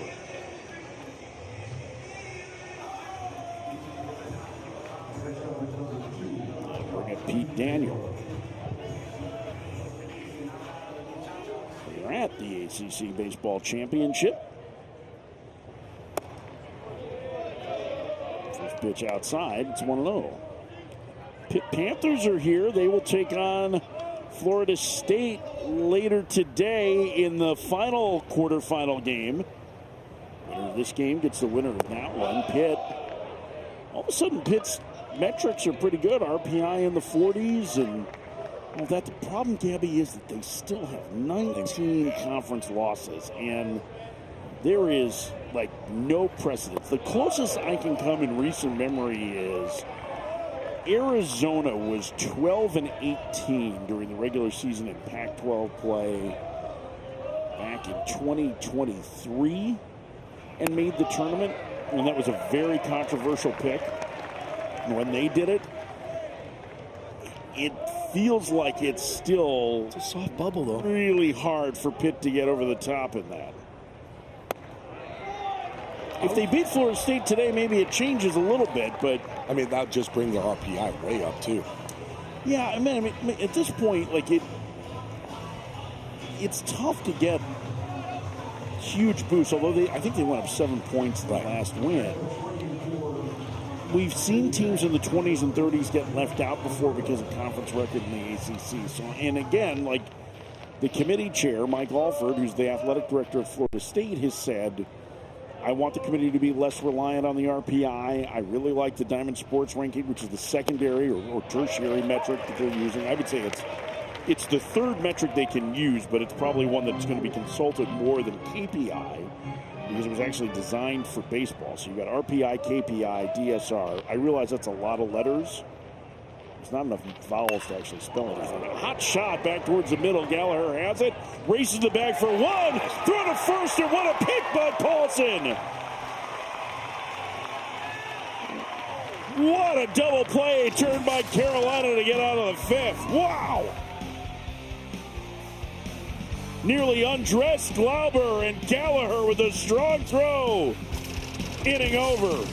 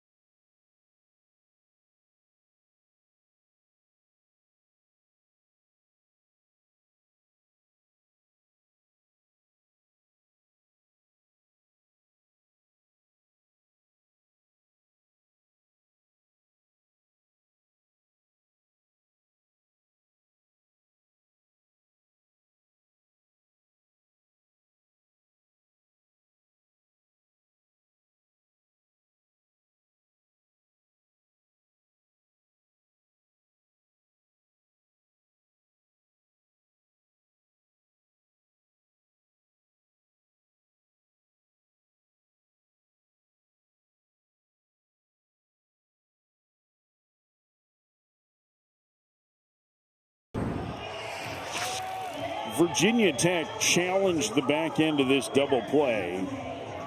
Caden Glauber just got out of the way. Gallagher did a great job, too, understanding I need to win this race to the bag. Throws on the run. Paulson, what a great pick at first. Now, they ended up challenging it because of the ball going in the dirt and the pick. They may have thought, you know what, McCordle may have made it there, but, I mean, it was a very quick, confirmed that, that play on the field was a double play. So they lost their challenge. Have one left. And we have documented second baseman Gavin Gallagher, one of the best defenders in the country. I was asking about that skill set before the game, and he said it's a lot of hard work. He's had to move around, learn positions on the fly, but he told me one of his favorite things to do, guys, is watch videos of Ron Washington doing infield drills with major leaguers. He then takes some of those drills, has his coaches help him, so it's a lot of just hard work over time adding up, and it's certainly been on display this season. I mean, Ron Washington would absolutely love this. He'd also tell you the transition from third base to second base is incredibly hard. I would agree. Paulson fouls it away. It's 0-1. Wash is the best. I mean, the greatest. He's one of the... There's two guys for me. Perry Hill, Bone, and Ron Washington. Those two guys, defensively, for infielders, best in the game. Ron Washington is, and Ron Washington is the kind of coach that can both encourage you and tell you you're doing a good job, and he will not stop. It was interesting. I was just looking. There was an article that was done this week, I think, in the Mercury News in San Francisco about Washington. There was some video with it, and he was working. I believe it was with. I can't remember if it was with Willie Adames or Luis Arraez. Luis Arraez, Giants second baseman, has not been a good defender over the course of his career. And this year, statistically, he's been the best second baseman in outs above average. Ron Washington is on that staff there. And it was something like 60 ground balls that they took. And it was in a drill work. It was from his knees, working on his hands. And of the 60 ground balls, a quarter of them there were corrections on. It was like, no. Now you got to do this. You got to do this better. You got to do, and that's Ron Washington has, at 70-something years old, has more energy than the rest of us. I mean, anybody. If you've got a 3-year-old that's toddling around the house that you think is energetic, you should meet Wash.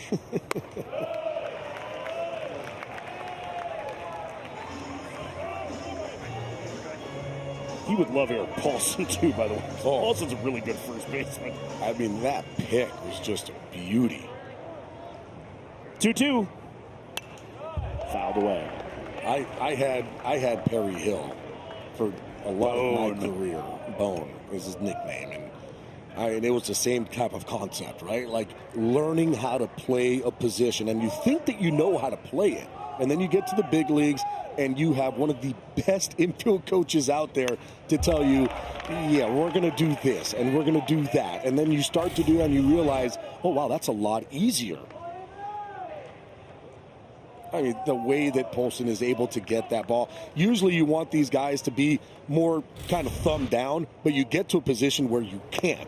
And the way that he was able to get in and catch that ball and then turn as he's catching it, because you want to make sure that that ball's not going to get away from you. I mean, perfection. Well, and Gallagher, remember, was a third baseman before this year. And moving across, you're like, listen, you don't know how that's going to go. And even early in the season, North Carolina was thinking, you know what, we might have to move him back and forth between second and third. Cooper Nicholson was struggling offensively. They were talking about ways to get Lee Sowers back in the lineup some. And finally, they decided we're just going to leave Gallagher where he is. And I think it's going to play better for Gavin Gallagher's pro career, too. I mean, that's third base arm strength from second base that he showed off on that, too. That was a really impressive defensive play all the way around. Count is full to Paulson now, leadoff man in the North Carolina fifth. They lead Virginia Tech 5-4.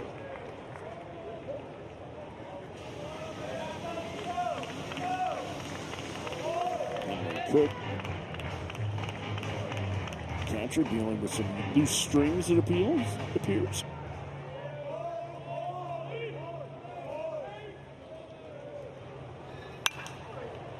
Popped up. Long run over and out of play. Petrich does not have a play. This will be the 12th pitch of the bat. Boy, we've had some long at-bats already in this game from North Carolina hitters. They just keep trying to wear down this Virginia Tech staff. That's what they do. I mean, we've seen it time and time and time again. Just 1 through 9. tough at bats. This will go to number 13. Remember, Gallagher had a 14-pitch at bat in the first inning against the starter, Griffin Stig, and now Grimm facing the grim reality of a double-digit pitch at bat. Grim result for Paulson there as he takes the changeup for strike 3, 1 out. He saved it for just the right time and dropped it in on him. And not only that, I mean, the execution of this changeup, perfectly thrown, arm speed, just like his fastballs, and that ball just perfectly placed right on that outside corner.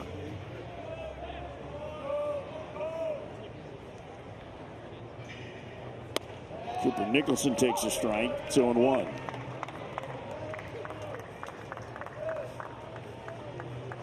Nicholson walked and scored in the 3-run fourth inning that gave North Carolina the lead. 0-2. That looked like a wiffle ball. Tell you what, dude, Virginia Tech, they've got some good arms. It's arm talent, man. Wow. Like, this is coming into the year. I thought this was going to be a pretty good Virginia Tech team, and then the first half of conference play, they didn't get swept. They lost series, but they just weren't able to get over the hump. And now they are starting to play their best baseball. The schedule opened up a little bit for them, got a little less tough, and they've been able to take advantage. They can play with the big boys. They have the talent to do it. Henry Cook will make the catch for out number 2. That'll bring up Tyler Howe. I mean, all we see with this Virginia Tech pitching staff so far is just movement everywhere. Balls going all over the plate. And Don Chef laughing at that one there with Cook going after that ball. It's so high. Remember, too, you have these high clouds. It's not easy to pick up these baseballs and where it's going to be.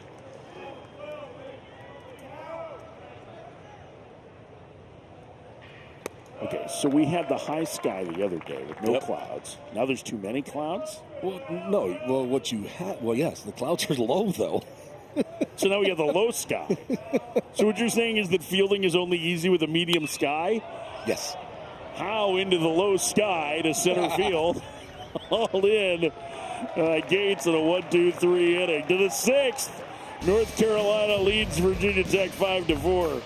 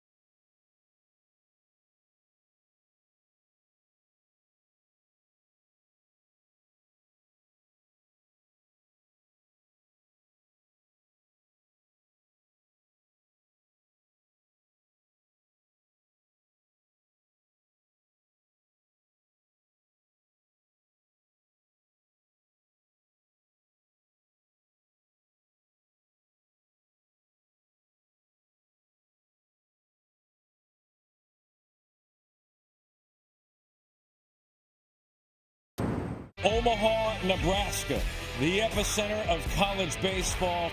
Teams holding their breath for a chance to dogpile in America's heartland. It's the NCAA Baseball Selection Show with watch parties all over the country. Let the road to Omaha begin.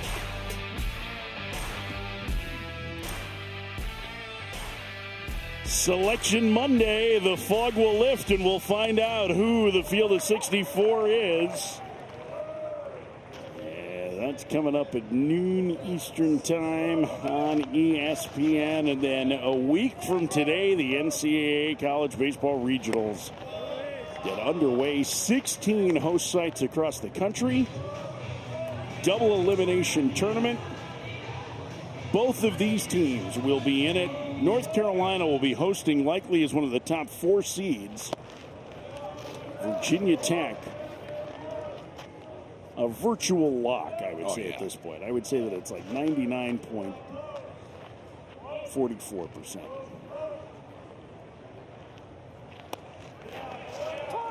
Do it 2.56% no? No, 0.44. I mean, you might have your 0.56, but that's fine.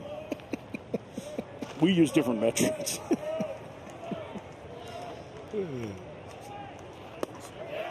Called strike 3.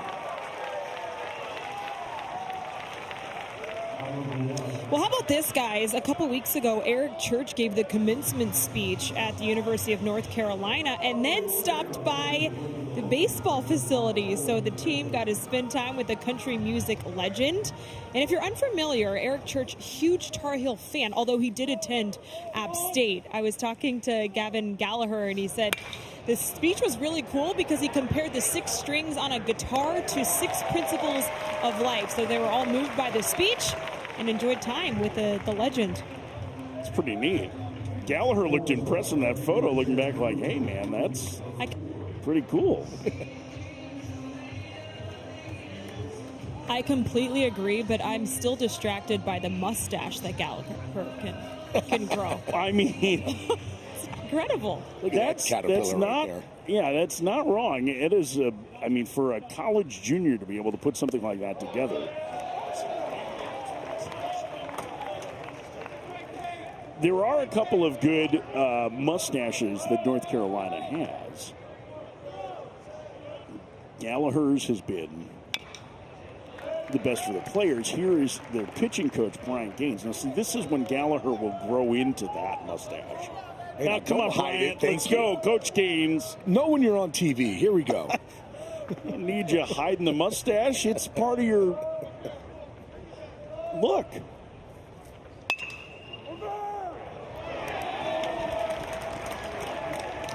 So Gallagher told me the mustache actually is a little bit of a superstition. It was last year he decided to grow a beard, and he said, I didn't have a great start to the season, so one day decided to shave it off into a mustache, and then lo and behold, started hitting. So you know what, guys? Sometimes a good mustache brings hits. Well, I mean, if the same logic applies to Brian Gaines, then he's never going to be able to shave because North Carolina's had one of the best pitching staffs in the country. 2-out single for Group, puts him at first for Ethan Gibson, who hit a 2-run home run to tie the game as part of a 3-run Virginia Tech third inning.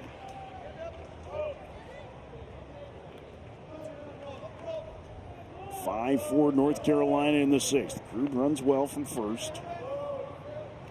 7 of 11 in stolen base attempts. He runs. And Gibson just got a piece to stay alive, 0-2. This is back in the 3rd inning. Yeah, got a fastball right down the middle and did not miss it. Depositing it out to left center field, and that was a big 2-run homer. 0-2 the count.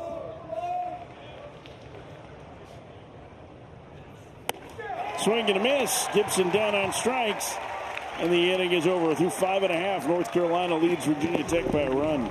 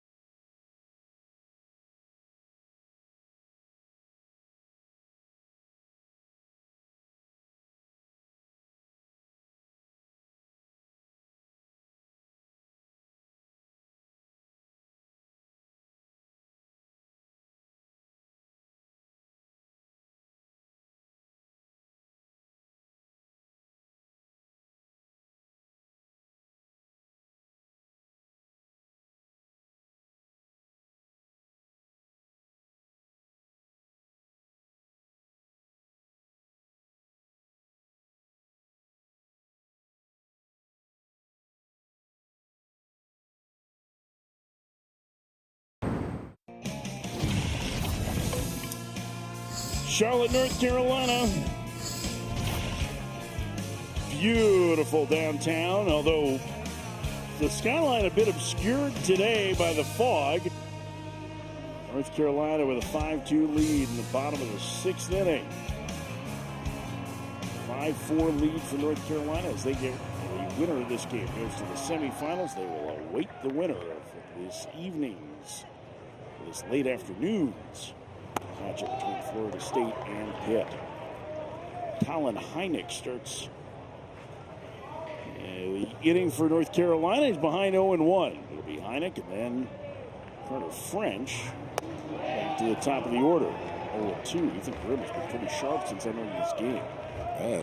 Kind of just maybe his first outing here, and nerves got a little bit too much for him, but boy, he has settled in here. He did give up the go-ahead 2-run single, but it was on a ground ball through the middle off the bat of Owen Hull. Not really much he can do on that one. He made the right pitch, got the ground ball. It was just perfectly placed. The 1-2 upstairs, 2-2. It seems like Ethan Grimm and Caden Glauber have basically come in and settled this game down. You see what he did in that first start. After that short outing back today.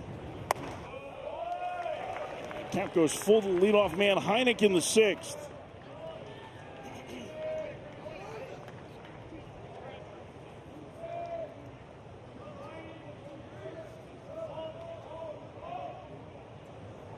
Here's the payoff. Outside ball 4 and a leadoff walk for North Carolina in the 6th inning.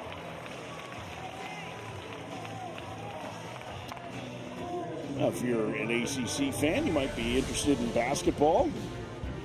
If you're looking for more hoops talk, the ACC Network Basketball Podcast drops every Tuesday at 5 Eastern on ACC Network. Get the latest insights and stories from across the conference. You can also listen to each episode on the ESPN app. Enjoy some ice cream. Carter French bunts up along the first base line and moves the runner into scoring position on the sacrifice. So Hynek in scoring position with 1 out as North Carolina looks to extend this lead. Carter French with a beautiful bunt, too. Perfectly placed down that first base line.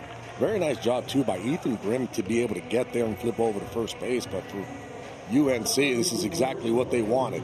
Get a guy into scoring position for your top of the lineup. Jake Schaffner knocked in a couple of runs with an opposite field double. He's been on base 3 times today.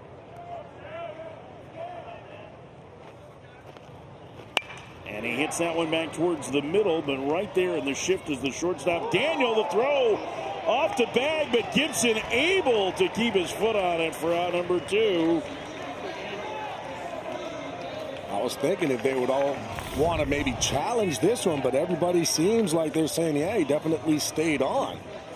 Ball to Gibson. Does he stay on? Woo! I think he got back.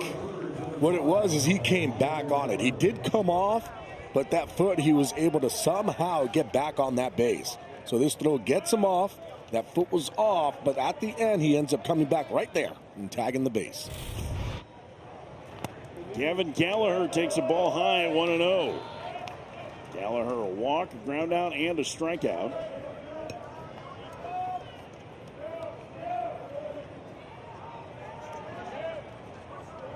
The insurance run at third. And the count 1-1. Boy, had a big rip at that cutter. The count 1-1.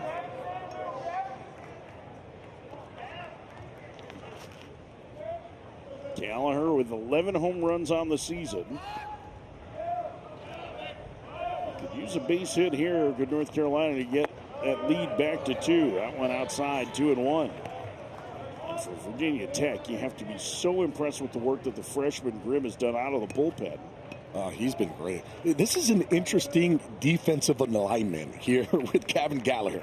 You got basically playing straight pull mode. Look how much space is from first base to shortstop. And they get out of play, 2-2. I mean, it really is crazy. Like, basically, ball is right back up the middle. You've got a ton of room from second base to where Daniel is basically playing in that 6 hole. And then all of a sudden you have that whole entire space on that right side. A lot of room. The 2-2. Tried to hold up. He did, and the count is full.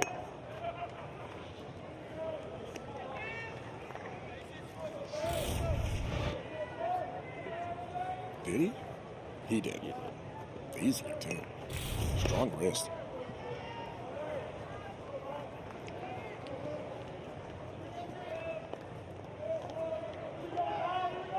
Gives the payoff to Gallagher.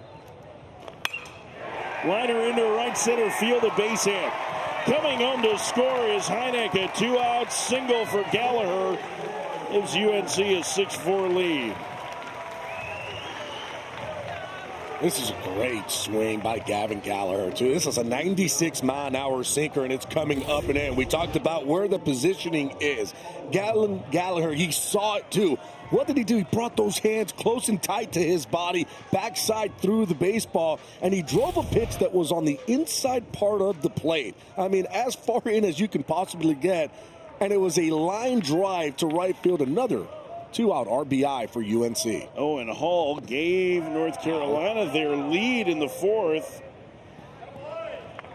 And he's hit by a pitch here. 5 of the 6 runs scored for North Carolina today have come with 2 outs. Well, you've got a chance for a big 2-out rally with Aiken Winslow, who has hit a couple of balls pretty well today, but has nothing to show for it. And what UNC has done well, too, in this ballgame is take advantage of the free passes. 4 of the runs that have come in to score for UNC got on via the free pass. Walks. First and second, 2 outs. Action starting in the Virginia Tech pen as Grimm fires a strike into Winslow. It's 0-1. You see the action of the bullpen for Virginia Tech. Lefty beginning to get loose. Yegish, and that one in the air to left, and Winslow just missed it as Gates cuts his in front of Lacurdo to make the catch of the inning over. North Carolina adds a run. They lead by a pair as we head to the 7th.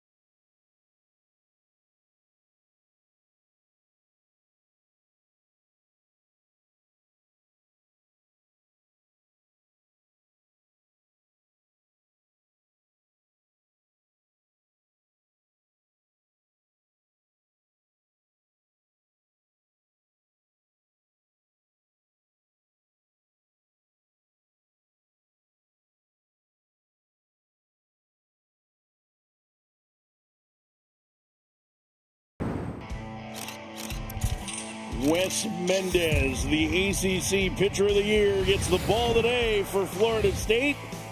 In our fourth quarter final game, they'll get ready to take on first-team All-ACC performer Lorenzo Carrier and the very patient Pitt Panthers, who's dropped 20 walks in their first 2 games. Mendez will run some deep counts. That's an interesting matchup, Gabby. It's going to be a very interesting matchup. One, because I feel like any single time that you're going to be facing a Pitt team the way that they are at the plate, it's going to be tough. But with Wes Mendez on the mound, it's going to be really fun to see how he is going to work through that lineup. Have to be aggressive early on in those counts against the lineup that really does not swing the bat all that much. 2-0 the count to Henry Cook, and Glauber falls behind 3-0. Heart of the order due here for Virginia Tech. Ethan Ball has already homered off Glauber. He's in the on-deck circle. And a 4-pitch walk to Henry Cook starts the Virginia Tech 7th. We've had a really entertaining ball game so far today. North Carolina likely to be a top 4 seed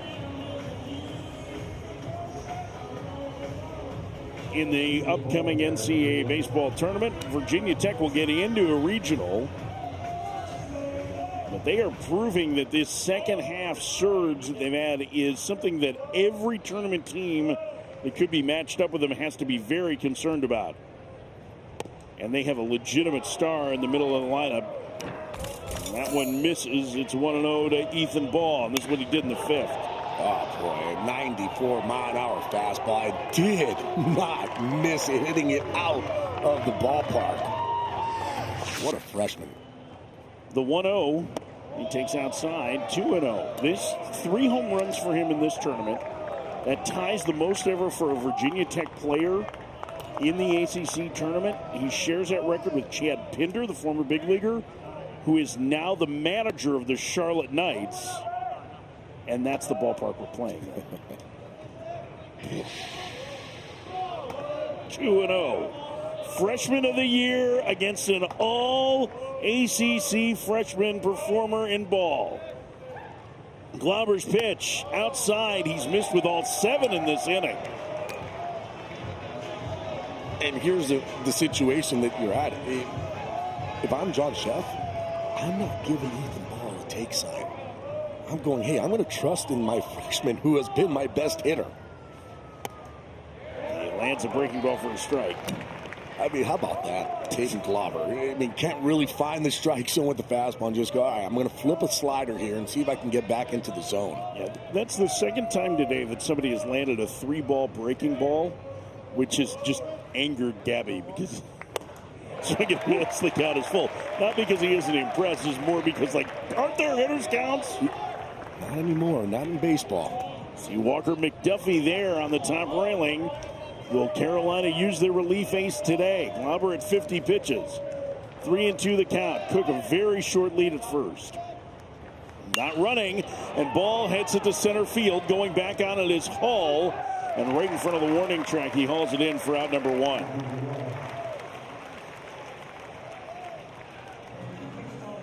So a big first out for Glauber. See what the freshman has done so far today. Boy, he's good. Just great stuff on the mound. Bunch of movement. Scott Forbes, I mean, he has a guy that he can utilize almost like a piggyback starter twice in the series. Yeah, that's exactly it. I mean, that's the way they use Walker McDuffie. I thought the conversation today we had with Carter Hicks was fascinating. I know we talked about this in references earlier.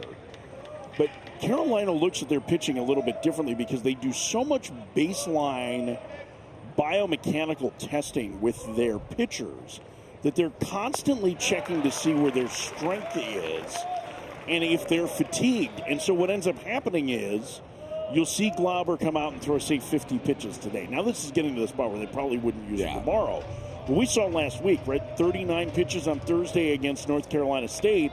And then he pitched against NC State again the next day and closed out a run rule victory. And we're kind of like, well, man, that's a lot of pitches on back-to-back days for a freshman. But they're confident that they're keeping guys healthy. And with Glauber and McDuffie in particular, they have guys that recover really well.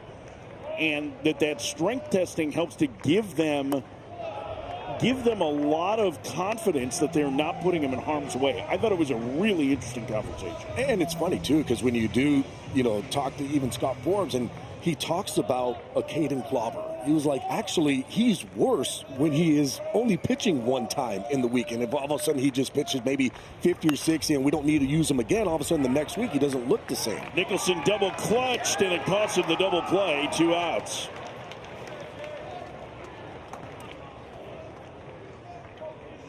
Just couldn't quite get it out of the glove on the first effort, so Letterman safe at first. Yeah, Nicholson, when he comes out there, you see that double clutch, and as soon as he gets it over to Gavin Gallagher, almost, for me, it almost looked like Gavin Gallagher didn't think that he was going to be able to make the double play anyways, and he was very slow on the transfer to get it out of his glove, thinking maybe, oh, we're only going to be able to get one. If he's a little bit quicker, you might have had a close play at first base. And remember, Luderman's running on a bad ankle, too. First pitch is a breaking ball outside, 1-0. And these are those pre-pitch kind of decisions that you have to make. He's giving it everything he has down that first base line. I love that kid. Holy cow. Man, is this Virginia Tech team a lot of fun.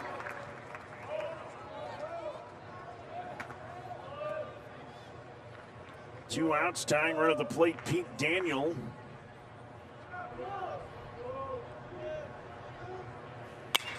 Daniel hits it to right. There's Carter French down to the track to make the catch. And another 0 for Klauber. Time to stretch here in Charlotte with North Carolina leading 6-4.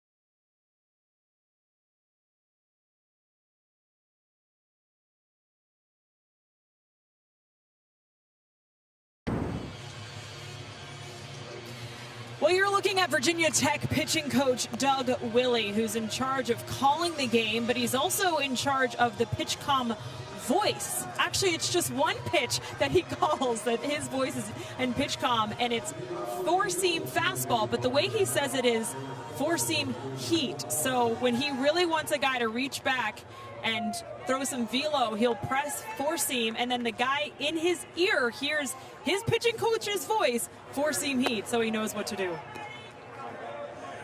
I like that. It just gets you a little off the routine robot. I would use different ones, like movie lines, give him the heat, or just have some fun with it. Baseball's fun. I know you would mess with it enough that, like, you would give the Spanish language one to the English language players. Would. So I thought to even ask the question whose voice is on PitchCom, because Team USA used Eddie Vedder in their PitchCom. The Cubs do it as well, but it was originally Team USA that kind of came up with the idea, hey, let's have some fun with this. Eddie Vedder's a good guy to have in PitchCom. What do you think? I don't know that he'd be my first choice. I think Carolina should go with it. Eric Church. Eric Church should make sense. Yeah, Carolina, yeah, that's a good choice. Or you could go to other legends. You know, Michael Jordan would work. I would use Charles Barkley. I think that would be a fun one. Well, if you're Auburn, sure. I like the idea of, like, everybody Michael having their own. Yeah. See, now they can't hear his voice on pitch now. They have to work on Getting the volume turned up, right? Anything room feels a little bit better. I just like the Just throw having a slider, somebody, and I took that personally. Use that for the mic. Right? just have everybody from somebody, who is famous from each college team just go out there and record it. That would be pretty cool. Paulson pops it up, foul ground, and that'll get out of play. It's 2-2. I mean, we have different voices that you can program on your phone, right? To talk back to you. What would be who would you choose? Like, who would be the number one choice for you?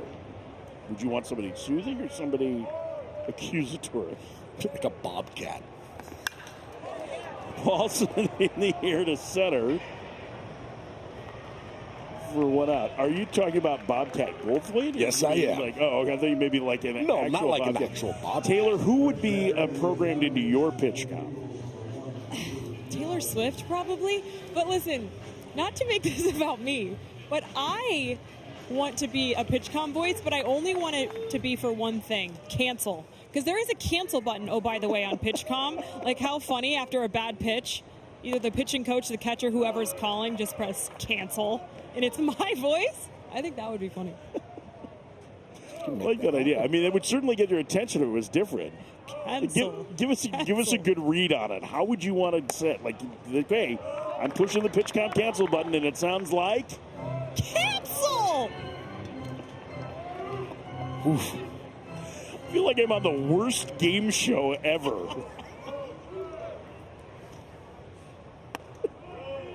It's 2-1.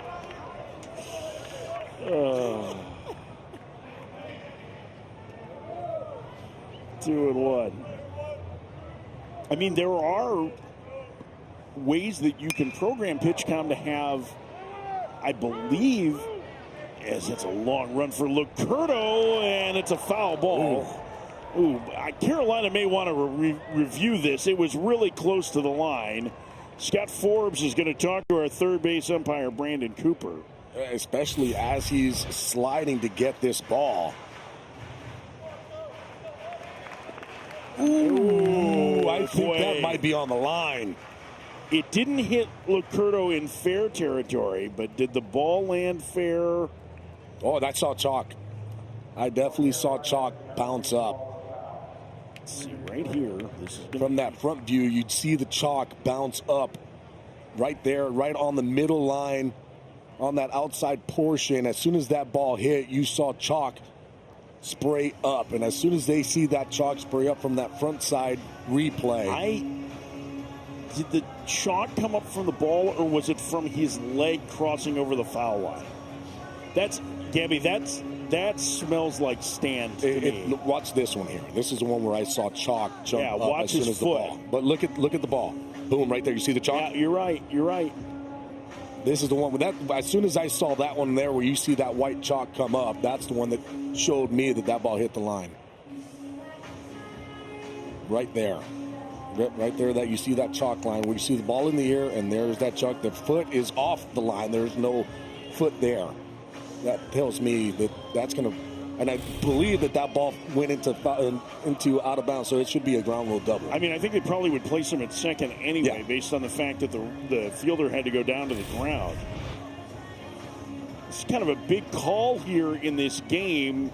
I think it hit with Carolina with a 2-run lead. Yeah, there it is. It is out of play. Right out of play. I saw chalk come up. So to me, it looks like this should be a ground rule double. Great job, too, by the camera guys.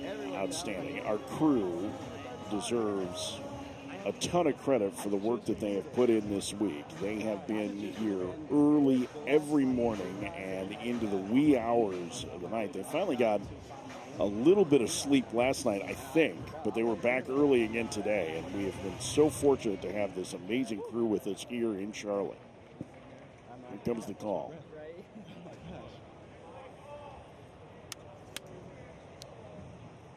After review, the call of foul stands. North Carolina loses a challenge. They have one left. I think it's just because it was so close as to whether or not It hit the line. I know you saw the chalk, but generally, unless it's right on the middle of it, I'm gonna disagree on that one. We definitely saw chalk come up. I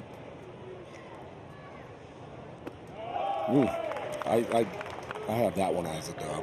What level of chalk is enough evidence? Any chalk. That's what the rule is. Chalk comes up, it's a double. Swing and a miss. 2 outs. So a big call goes Virginia Tech's way, and Grimm comes back to get the strikeout. 2 gone. Scott Forbes' team leading by a pair.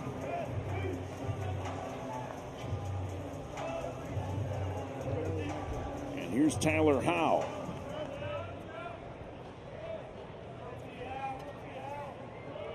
Walking a run scored for Howe today. Takes a breaking ball low. It's 1-0.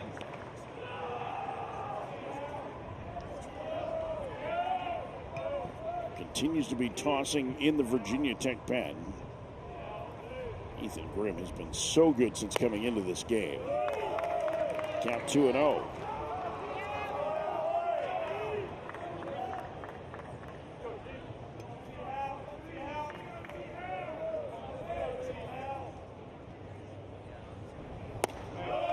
Three balls and no strikes. Just as we were complimenting how he falls behind. Action continuing. Brendan Yegish up for the second time today.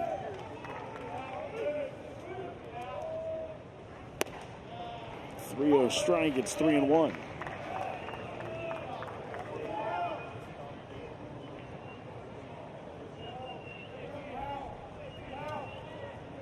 Chef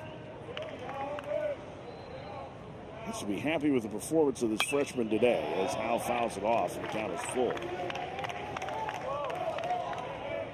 2 outs, nobody on. Last of the 7th, North Carolina by a pair. Grimm's been throwing the ball extremely well, especially after what he did in his first outing, where he couldn't even record an out. Notre Dame got all over him. Being able to come in against this UNC lineup and do what he has done. Called strike 3. Fastball at the bottom of the zone and a perfect 7th for Ethan Grimm. Painting fastball at the bottom of the zone. Bottom of the order due for Virginia Tech in the 8th, trailing by a pair.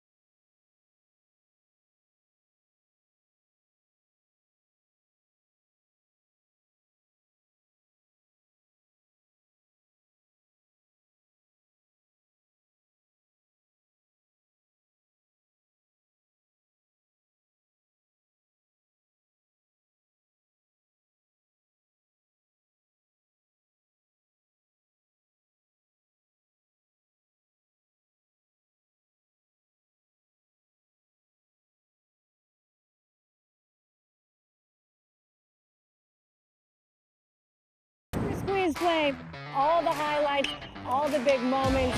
Got a chance to have some big-time fireworks. 6 to 8 games on a screen at one time.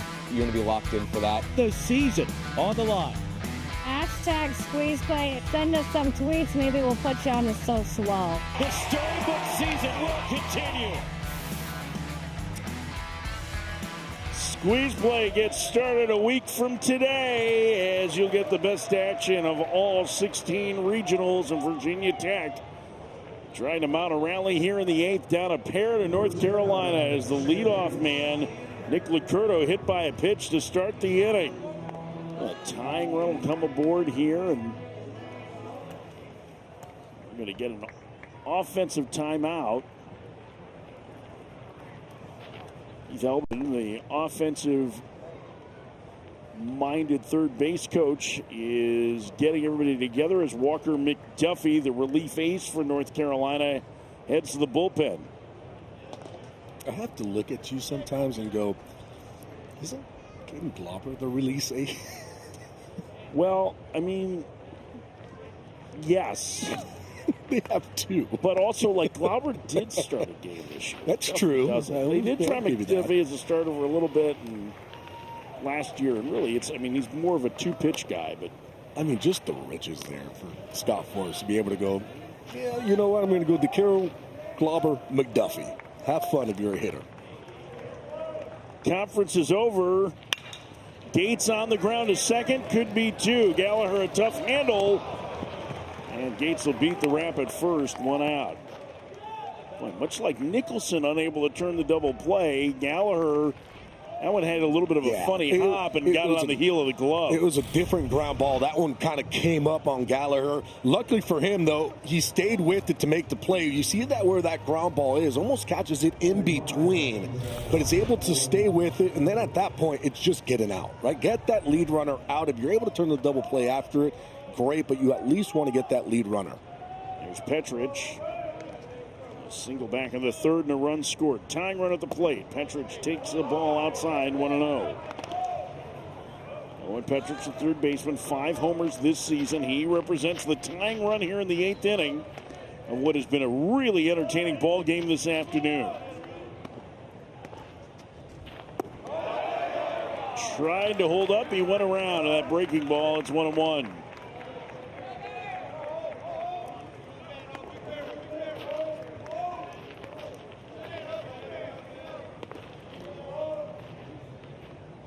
Gates 8 of 11 in stolen bases at first. That one fouled back and the count 1-2. Not that you necessarily expect him to be running in this situation down 2. Yeah, one of the things to kind of keep an eye on too is the pitch count right now for Glauber at 66. We're used to seeing him throw, 40, 45 pitches and still being able to come back even the next day. Now you're starting to get to that point where it's almost going to be 70 pitches for one outing. Now, he's still a guy that they believe is a rubber arm who can, maybe not pitch if they're able to win the next day. Maybe if they're able to make it all the way to Sunday, I wouldn't be surprised if you see him in anyways. Maybe for an inning. Maybe for an inning. On the ground to third, could be 2. Nicholson to second for 1. On to first. Around the horn, a 5-4-3 double play, and Glauber gets out of the jam.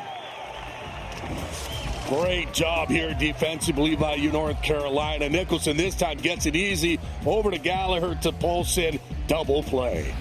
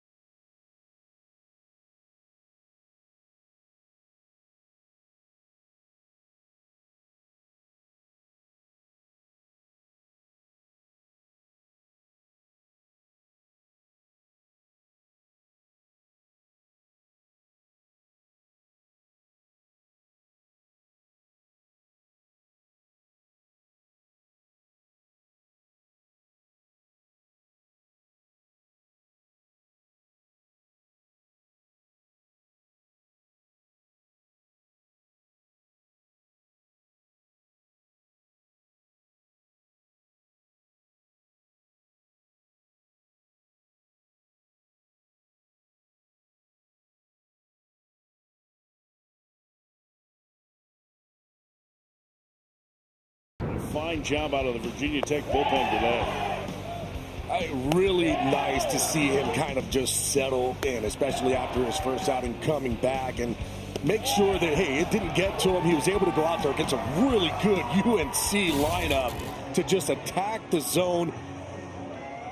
Just absolutely fantastic job out of Grim today. 2/3 out of the pen to help keep Virginia Tech in this game. The senior Brendan Yagish will take over. Transfer from the Mount last year in Mount St. Mary's. Started and relieved this season for Virginia Tech. Here's your Mr. Grimm, 59 strong pitches. Look at that. Gave up the go-ahead 2-run base hit in the fourth on a ground ball through the middle, but he had walked into a bases-loaded situation, and just overall, this is a really good outing. Great outing. What he did, too, is keep the game manageable for Virginia Tech to maybe be able to come and make a comeback here against a really good lineup. He was able to really slow down this UNC lineup from doing anything big. 8-9-1 due for North Carolina against Yagish here in the 8th. Colin Heineck fouls the first pitch out of play, 0-1. So this is obviously a big spot for Yagish. You don't want to fall behind any further. Walker McDuffie is getting loose in the North Carolina bullpen. He likely will pitch the 9th, which the good news for Virginia Tech is they won't have to face Caden Glauber. Bad news is they'll have to face that guy. Heineck swings and misses 0-2, but they have the top of the order to do. Yeah, look, it's not going to be easy, but you have, a guy in the bullpen that can throw really well. For me, I'm kind of looking at, with Yagish coming up, you got Heineck, the righty, and then you have lefty. I mean, that is exactly why John Sheff was saying, hey, this is the right time to bring in Yagish. You talk about pockets, especially for teams, knowing that you're going to face two lefties back-to-back. Now, for Virginia Tech, McDuffie's out there. It's not going to be easy in that top of the 9th inning, but you do have the right guys coming up. And if anybody can get on base, you got Ethan Ball, who can really do some damage. 2-2. That's right. Right now, you're looking at Yager to go, hey, we need 3 outs here, and we need to keep this game exactly where it's at.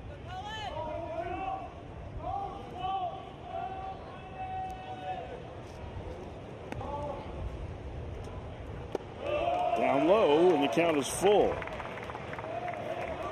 Preston Crowell getting loose in the bullpen, one of the best relievers for Virginia Tech, the right-hander. We saw him in the second-round game. He's just starting to toss. Heineck into the hole, backhanded stop by Daniel, and he can't get the handle on it. It's an infield single for the number 8 hitter.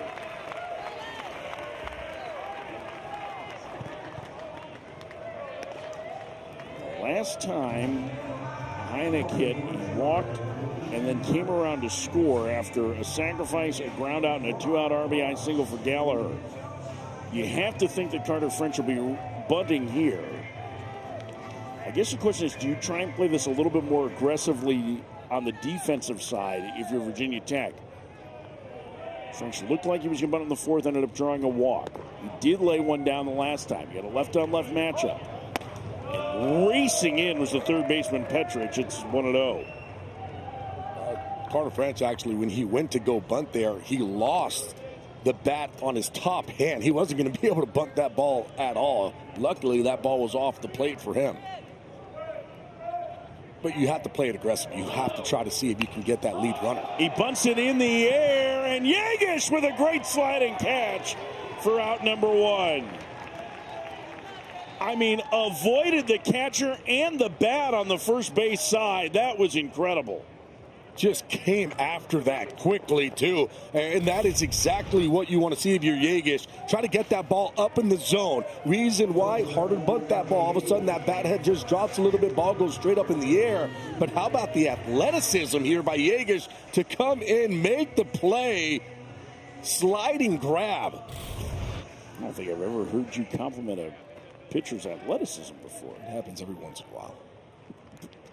Begrudgingly. So the bottom of the lineup has been really important for North Carolina today. 5 of the 6 runs they've scored have been by their 7 through 9 hitters.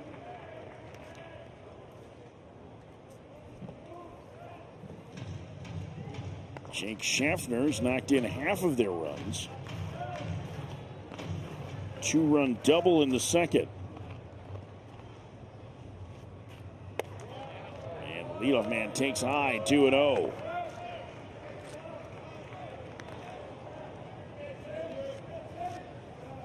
There's Gavin Gallagher, an RBI base hit his last trip.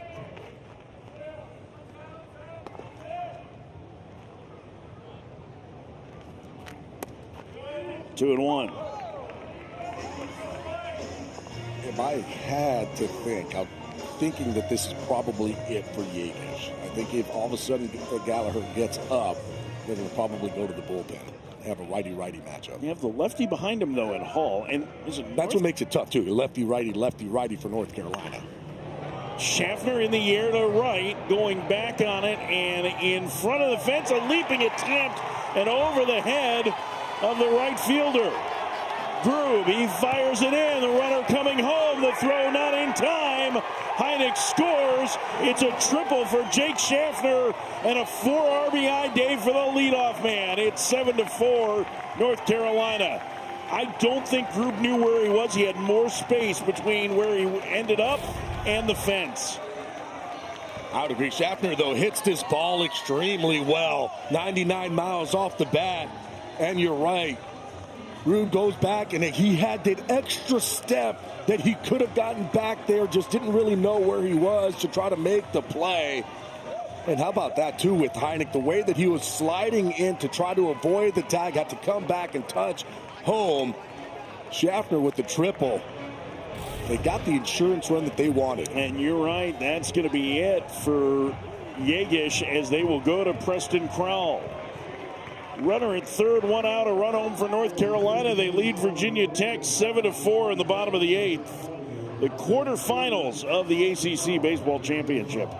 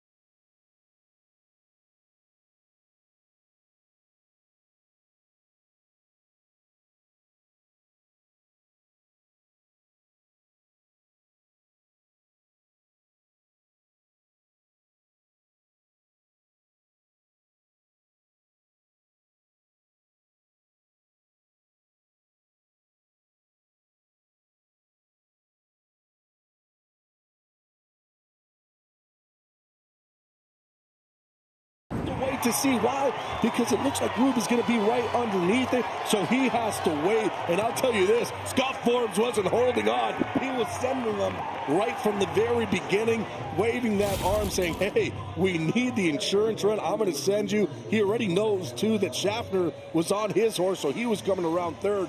Got to send him in, ends up scoring. There's Yeager.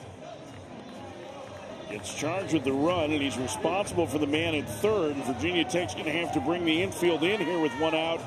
Preston Crowell. Crowell will face Gavin Gallagher. 7-4 North Carolina, bottom 8. First pitch, swing and a miss, 0-1.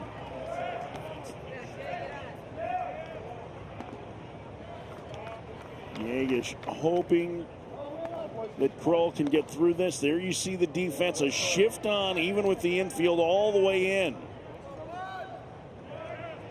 It'll keep Schaffner close to the bag at third. The pitch, Gallagher checks and takes. It's 1-1. Already an insurance run home for North Carolina with the top of the Virginia Tech order due in the 9th. They've got a chance to make this a 5-run lead. 1-2. We went back and looked at the numbers last week. Nobody in the conference has had more chances with men in scoring position than North Carolina, and they've been one of the better hitting teams in these situations. But this is the free run, Gabby. They need to take advantage of this. You have a runner at third with less than 2. You need to take advantage. And Gallagher down on strikes. A huge out for Kroll, 2 outs. It's a split finger, and it's a good one. Arm action just like the fastball. A lot of movement on this pitch. It's going to break down, and Gavin Gallagher just swings over the top. That's a huge strikeout. Owen Hall has knocked in a pair today. With a lefty getting loose, they'll stick with the righty Kroll. All 1 for 3. First pitch. Swing and a miss. Really good changeup, 0-1. That's almost like a splitter, it felt like. I mean, the action of that pitch just working down. The thing that you love, too, is just the arm action. Everything looks like it's going to be a fastball, and that fastball is 91 to 95. 0-1. On the ground, foul past first, and the count 0-2. The other thing, too, it's 91 to 95. His extension is 6'10", right? So he's getting off that rubber, and he's coming downhill quickly. And what that's going to do, plays about a mile to a mile and a half up on that fastball and on that velocity. So that ball is going to get up on hitters a lot quicker. 7 feet is considered elite, and he's right on the edge. The delivery down low, 1-2. And that's what you want to do, too, especially when you're a split guy. That fastball, if you're playing it down, you're going to get a lot of swings and misses, because as a hitter, you got to respect that fastball. So you have to be ready, and then all of a sudden, if you're dotting up on that bottom part of the zone, you're going to get those swings and misses on the splitter. 1-2 on the ground through the shift into right field. A 2-out knock for Owen Hall. He's knocked in 3, and North Carolina extends the lead. It's 8-4. Sometimes as a pitcher, there's just nothing really that you can do. Kroll throws the right pitch, not really hard, exit velo off the bat, only 83 miles an hour, but because of how the shift was, that ball able to just squeak through. You see all that room out there by second base. Ball not able to come up with it. Hull has had 2 of the biggest hits of the game for North Carolina, and neither of them have been scalded. They've both been ground balls through the infield. As Macon Winslow 0 for 4. So now it's an 8-4 North Carolina lead. 6 of their 8 runs have come with 2 outs. Runner goes. The throw by Cook, not in time. Looked like ball tagged the back leg as Hull was coming by, but look at this. That's an athletic play by Paul out there at second. And the way he's able to jump and still come down to tag, but no, looks like the hand got in there. But, I mean, the athleticism here by Ball.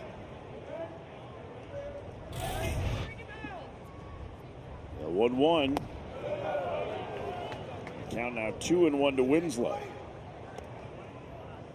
Now a base hit here would really break things open.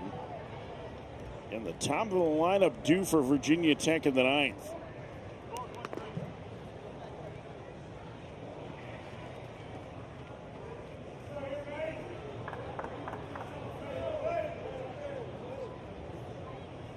Two-one. 2-2.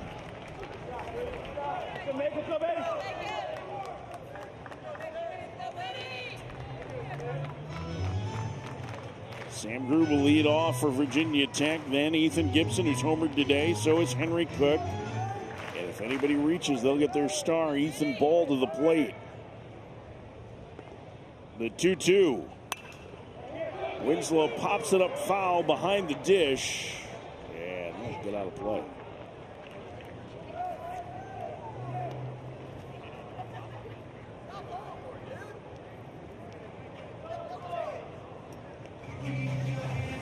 0-2.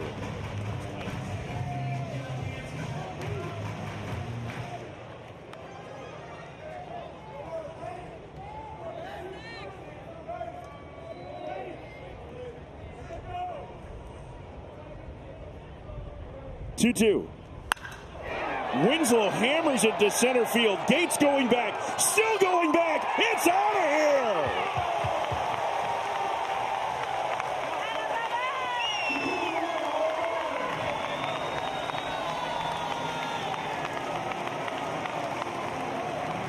here. Macon Winslow puts this one largely out of reach. It's 10-4 Carolina.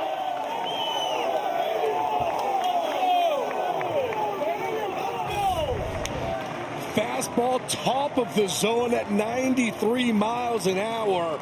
Macon Winslow gets to it, drives it out to the big part of the field. 105 miles an hour off the bat, 2-run shot. Where that pitch is, how about go up and get it and drive it out? That is not a pitch that you expect the guy to hit out. Certainly not over 400 feet to center field. A big inning for North Carolina as they have broken this game wide open. 4 runs in the 8th. Another pitching change for Virginia Tech. Carolina leading 10-4.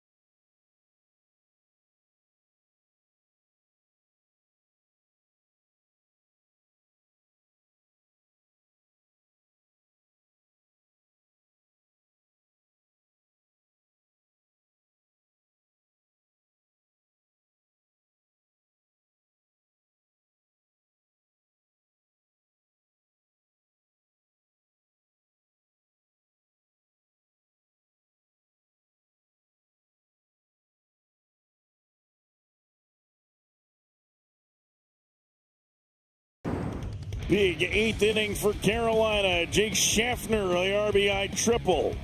Owen Hall drives in a run with a single. And Macon Winslow's 2-run shot off the batter's eye in center field. And it's taken a tight game and broken it open. It is 10-4 North Carolina. See how we got here, and the new pitcher Danny Lazaro is on for Virginia Tech with 2 outs in the 8th to face Eric Paulson.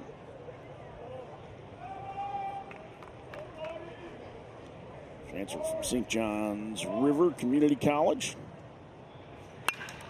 Paulson laces it into right field, a base hit. So I was talking last week with Scott Forbes a little about this, Gabby. One of the big, what looked like the big kryptonite for North Carolina was they really struggled with left-handed pitching over the course of the year. And I asked Forbes about it, and he said, we've gotten better. He's like, the bats have gotten better. He said, Hull's gotten better. They just have started to take more consistent at-bats. And what we've seen here against a couple of pretty good lefties is some really good swings. Now, obviously, Crowell gave up the home run. That was a righty. But this is one of those things that kind of watching with North Carolina, you're always looking at the top teams and trying to see where the concerns might be. Duffy now with a sweatshirt on in the bullpen. And it's if they really are making improvements, and today certainly makes it seem like it, it's just another club in the bag that they've added, because otherwise it felt like you could run a whole bunch of lefties at them and maybe have success. I mean, look, when you look at their lineup and the way that they're set up, when they have their best lineup, it's righty, lefty, righty, lefty, righty, lefty, just up and down. There's no room really to try to bring in somebody to navigate that lineup, because you're always going to have at least at one point one hitter that is offhand. If all of a sudden they were struggling, and it's going to happen in baseball, you're going to have numbers early on, which all of a sudden, hey, they might be struggling against guys who are throwing 95. And then towards the end of the season, it's like, okay, no, they just got their timing back. And so early on, yeah, they were struggling against lefties, but I feel like that is an emphasis where now you put a machine out there where it makes it look like a lefty throwing. Guys are working on it. They get more comfortable. And like what we've seen today, like it doesn't seem like it doesn't matter if it's a righty or lefty on the mound. They're going to have great at-bats. Count goes full to Nicholson. A 4-run inning for North Carolina as they've broken things open here, and they are 3 outs away from the semifinals of the ACC Baseball Championship. They'll await the winner of our late game today between Florida State and Pitt. And Nicholson down on strikes to end the 8th, but a big 8th inning for the Tar Heels. 4 runs, including a 2-run blast from Macon Winslow. We go to the 9th. It's 10-4 Carolina.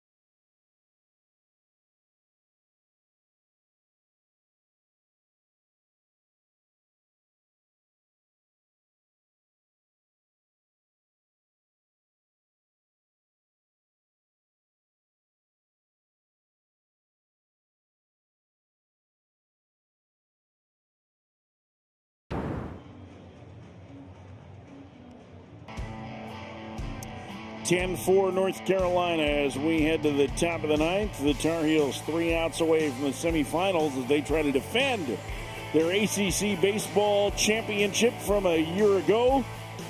Last year, tournament champions in the automatic bid. And the Carolina machine keeps on rolling. And so does Caden Glauber, who now with a 6-run advantage is going to get the 9th against the top of the order for Virginia Tech. It basically tells me that we probably will not see Caden Glauber again in the ACC tournament. Kind of using him as a starter at this point, even though he came into the game for Jason DeCaro.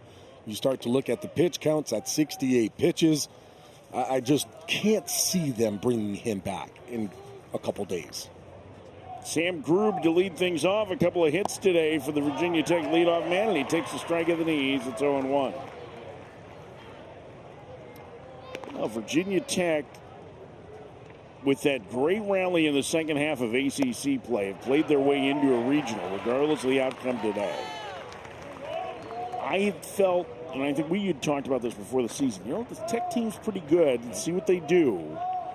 They are playing extremely well. I think this is a very dangerous team in the postseason because they clearly have the arm talent, and the lineup is pretty deep. They have a superstar in the middle, right, in Ball.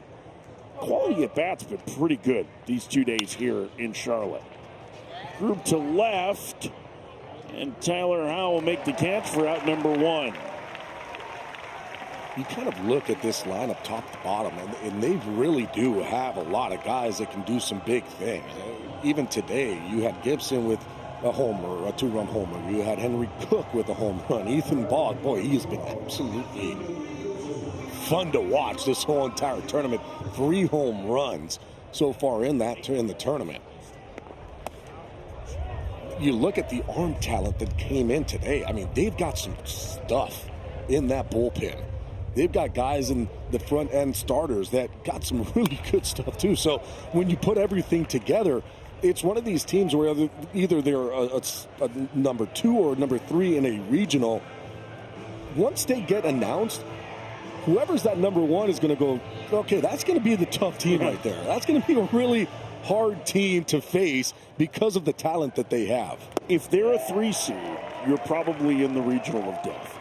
You know what I mean? Like they call it the group of death in the World Cup, right? Like it's the regional you don't want to be in. Is if Virginia Tech showing up as the 3 seed. It's like, oh great, terrific. We get to play these guys potentially. Awesome.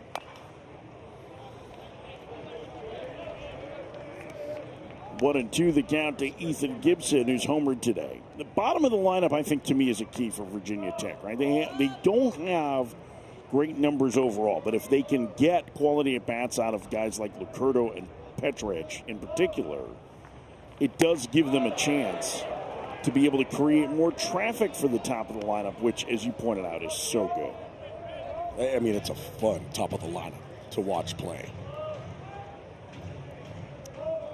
2-2.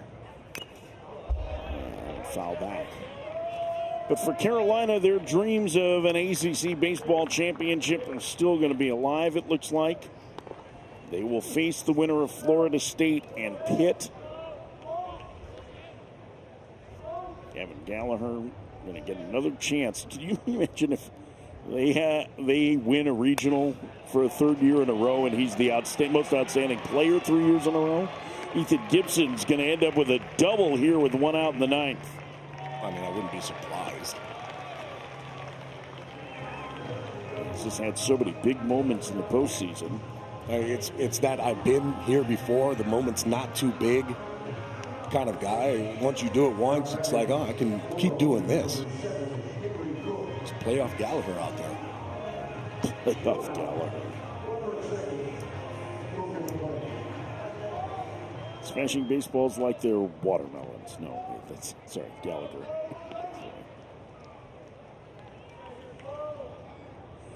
Here's Henry Cook.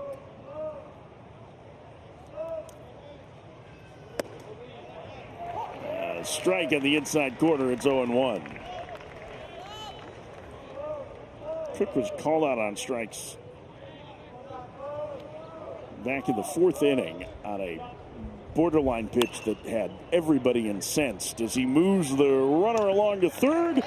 And now North Carolina 1 out away from the semifinals. And the last chance for Virginia Tech is their star second baseman, Ethan Ball. I love how you're umpire friendly. Saying a borderline call. It's off.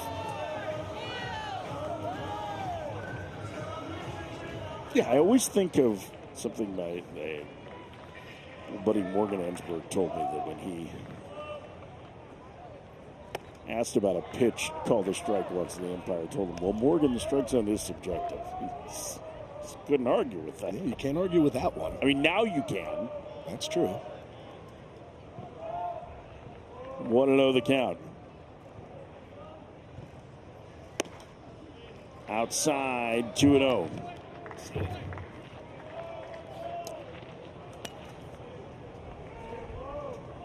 2 balls and no strikes to Ethan Ball.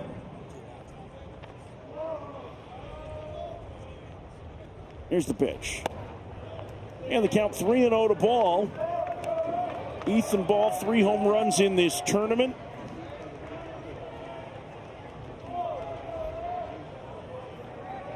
Trying to keep things alive for Virginia Tech here in the 9th. Pitch number 85 for Caden Lauber. It's a strike. It's 3-1. Still pumping 94. Yeah. I mean, even at pitch 85, he has just been consistent the whole entire game. And it just doesn't look like there's any effort in it. Like he's... Just wait. He's going to get stronger and better. Miss with that breaking ball. And so the inning continues, and a little bit more hope here for Virginia Tech. It's Hudson Luderman bats, and Scott Forbes gets back on the walkie-talkie. Scott Forbes saying, is everybody ready out there? And said, yep, I've been ready for about an inning and a half. Willie Hurt, freshman from Northern Virginia, will bat.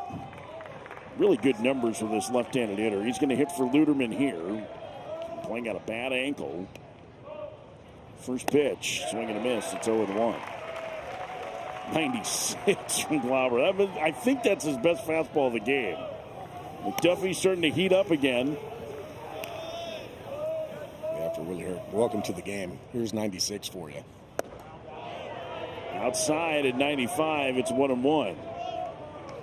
Glauber clearly knows this is his last batter. He's trying to finish it here as he approaches 90 pitches out of the pen. 1-2, and now North Carolina 1 strike away from the semis. Yeah, if I'm Glauber, I'm not doing anything but throwing that fastball. It's not easy to try to come off the bench. And for Willie Hurt, doing nothing and then coming off and trying to face 94, 96. Swing and a miss, and North Carolina is going to the semifinals. Caden Glauber, dynamite again out of the bullpen for North Carolina. Mobbed by his teammates as the Tar Heels break things open in the 8th. And they beat Virginia Tech 10-4. We are going to be so fortunate to watch that guy pitch over the next couple of years. And these are 2 very good teams. Oh, yeah. North Carolina keeping their national championship hopes. I mean, 12 appearances in Omaha without a national title, and this feels like a team that's going to get a chance to compete for one. I would say that this UNC team is a little bit different than the teams that we've seen in the past. Yeah, they've had some good teams, especially as of late, guys with a lot of power. But, boy, this team just seems like they have something different. Defensively, the way that they take care of the baseball, what they have on the mound, and then the hitters 1 through 9, the way that they just make it tough for every single opposing pitcher. Man, this is a good team, and I'm not going to be surprised if all of a sudden they go to Omaha and they have that trophy. Let's go down to the field. Taylor McGregor with one of the stars for North Carolina, Jake Schaffner. Yeah, thank you. Jake, for you, you really set the tone at the top of the lineup, getting on base, driving in runs. What about your approach work today? I think I was just sitting and seeing the pitches pretty well and really sticking to the game plan that our coaches gave us for the game and really seeing the right pitches and swinging at the right pitches too. Glauber was huge for you guys today, being able to really silence Virginia Tech. What did you think about the way he attacked their lineup? I mean, he's been unbelievable all season long. Like, that's not a surprise to us. We kind of, when he goes in the game, he's gonna pitch very well. So it was great seeing him out there competing tonight and just amazing watching him all season. Your defense on display as well. What's it like sharing the middle infield with Gallagher? Oh, it's amazing. I mean, Gavin's one of my closest friends on and off the field, so it's just been great spending the year and getting to know him this year. And I mean, he's also a very good baseball player as well. So it's just great getting to play alongside him every single day. Where will you watch this next game to decide your fate? I don't know. I got a really good buddy on Florida State, so I might stay and watch around here, so we'll see. Who's your buddy? Cal Fisher. Okay. Thank you. Mike? Yeah, the Wisconsin kids know each other. Schaffner, the Janesville native, and North Carolina goes to the semifinals where they will take on the winner of Florida State and not start as originally scheduled at 3 p.m. Eastern. They are monitoring weather in the area. But Carolina is our 3rd semifinalist. We will set things to all ACC here in just a moment. For Gabby Sanchez, Taylor McGregor, and our crew here in Charlotte, I'm Mike Farron. More analysis coming up on All ACC next. North Carolina into the semifinals as they continue to try and defend their ACC baseball championship.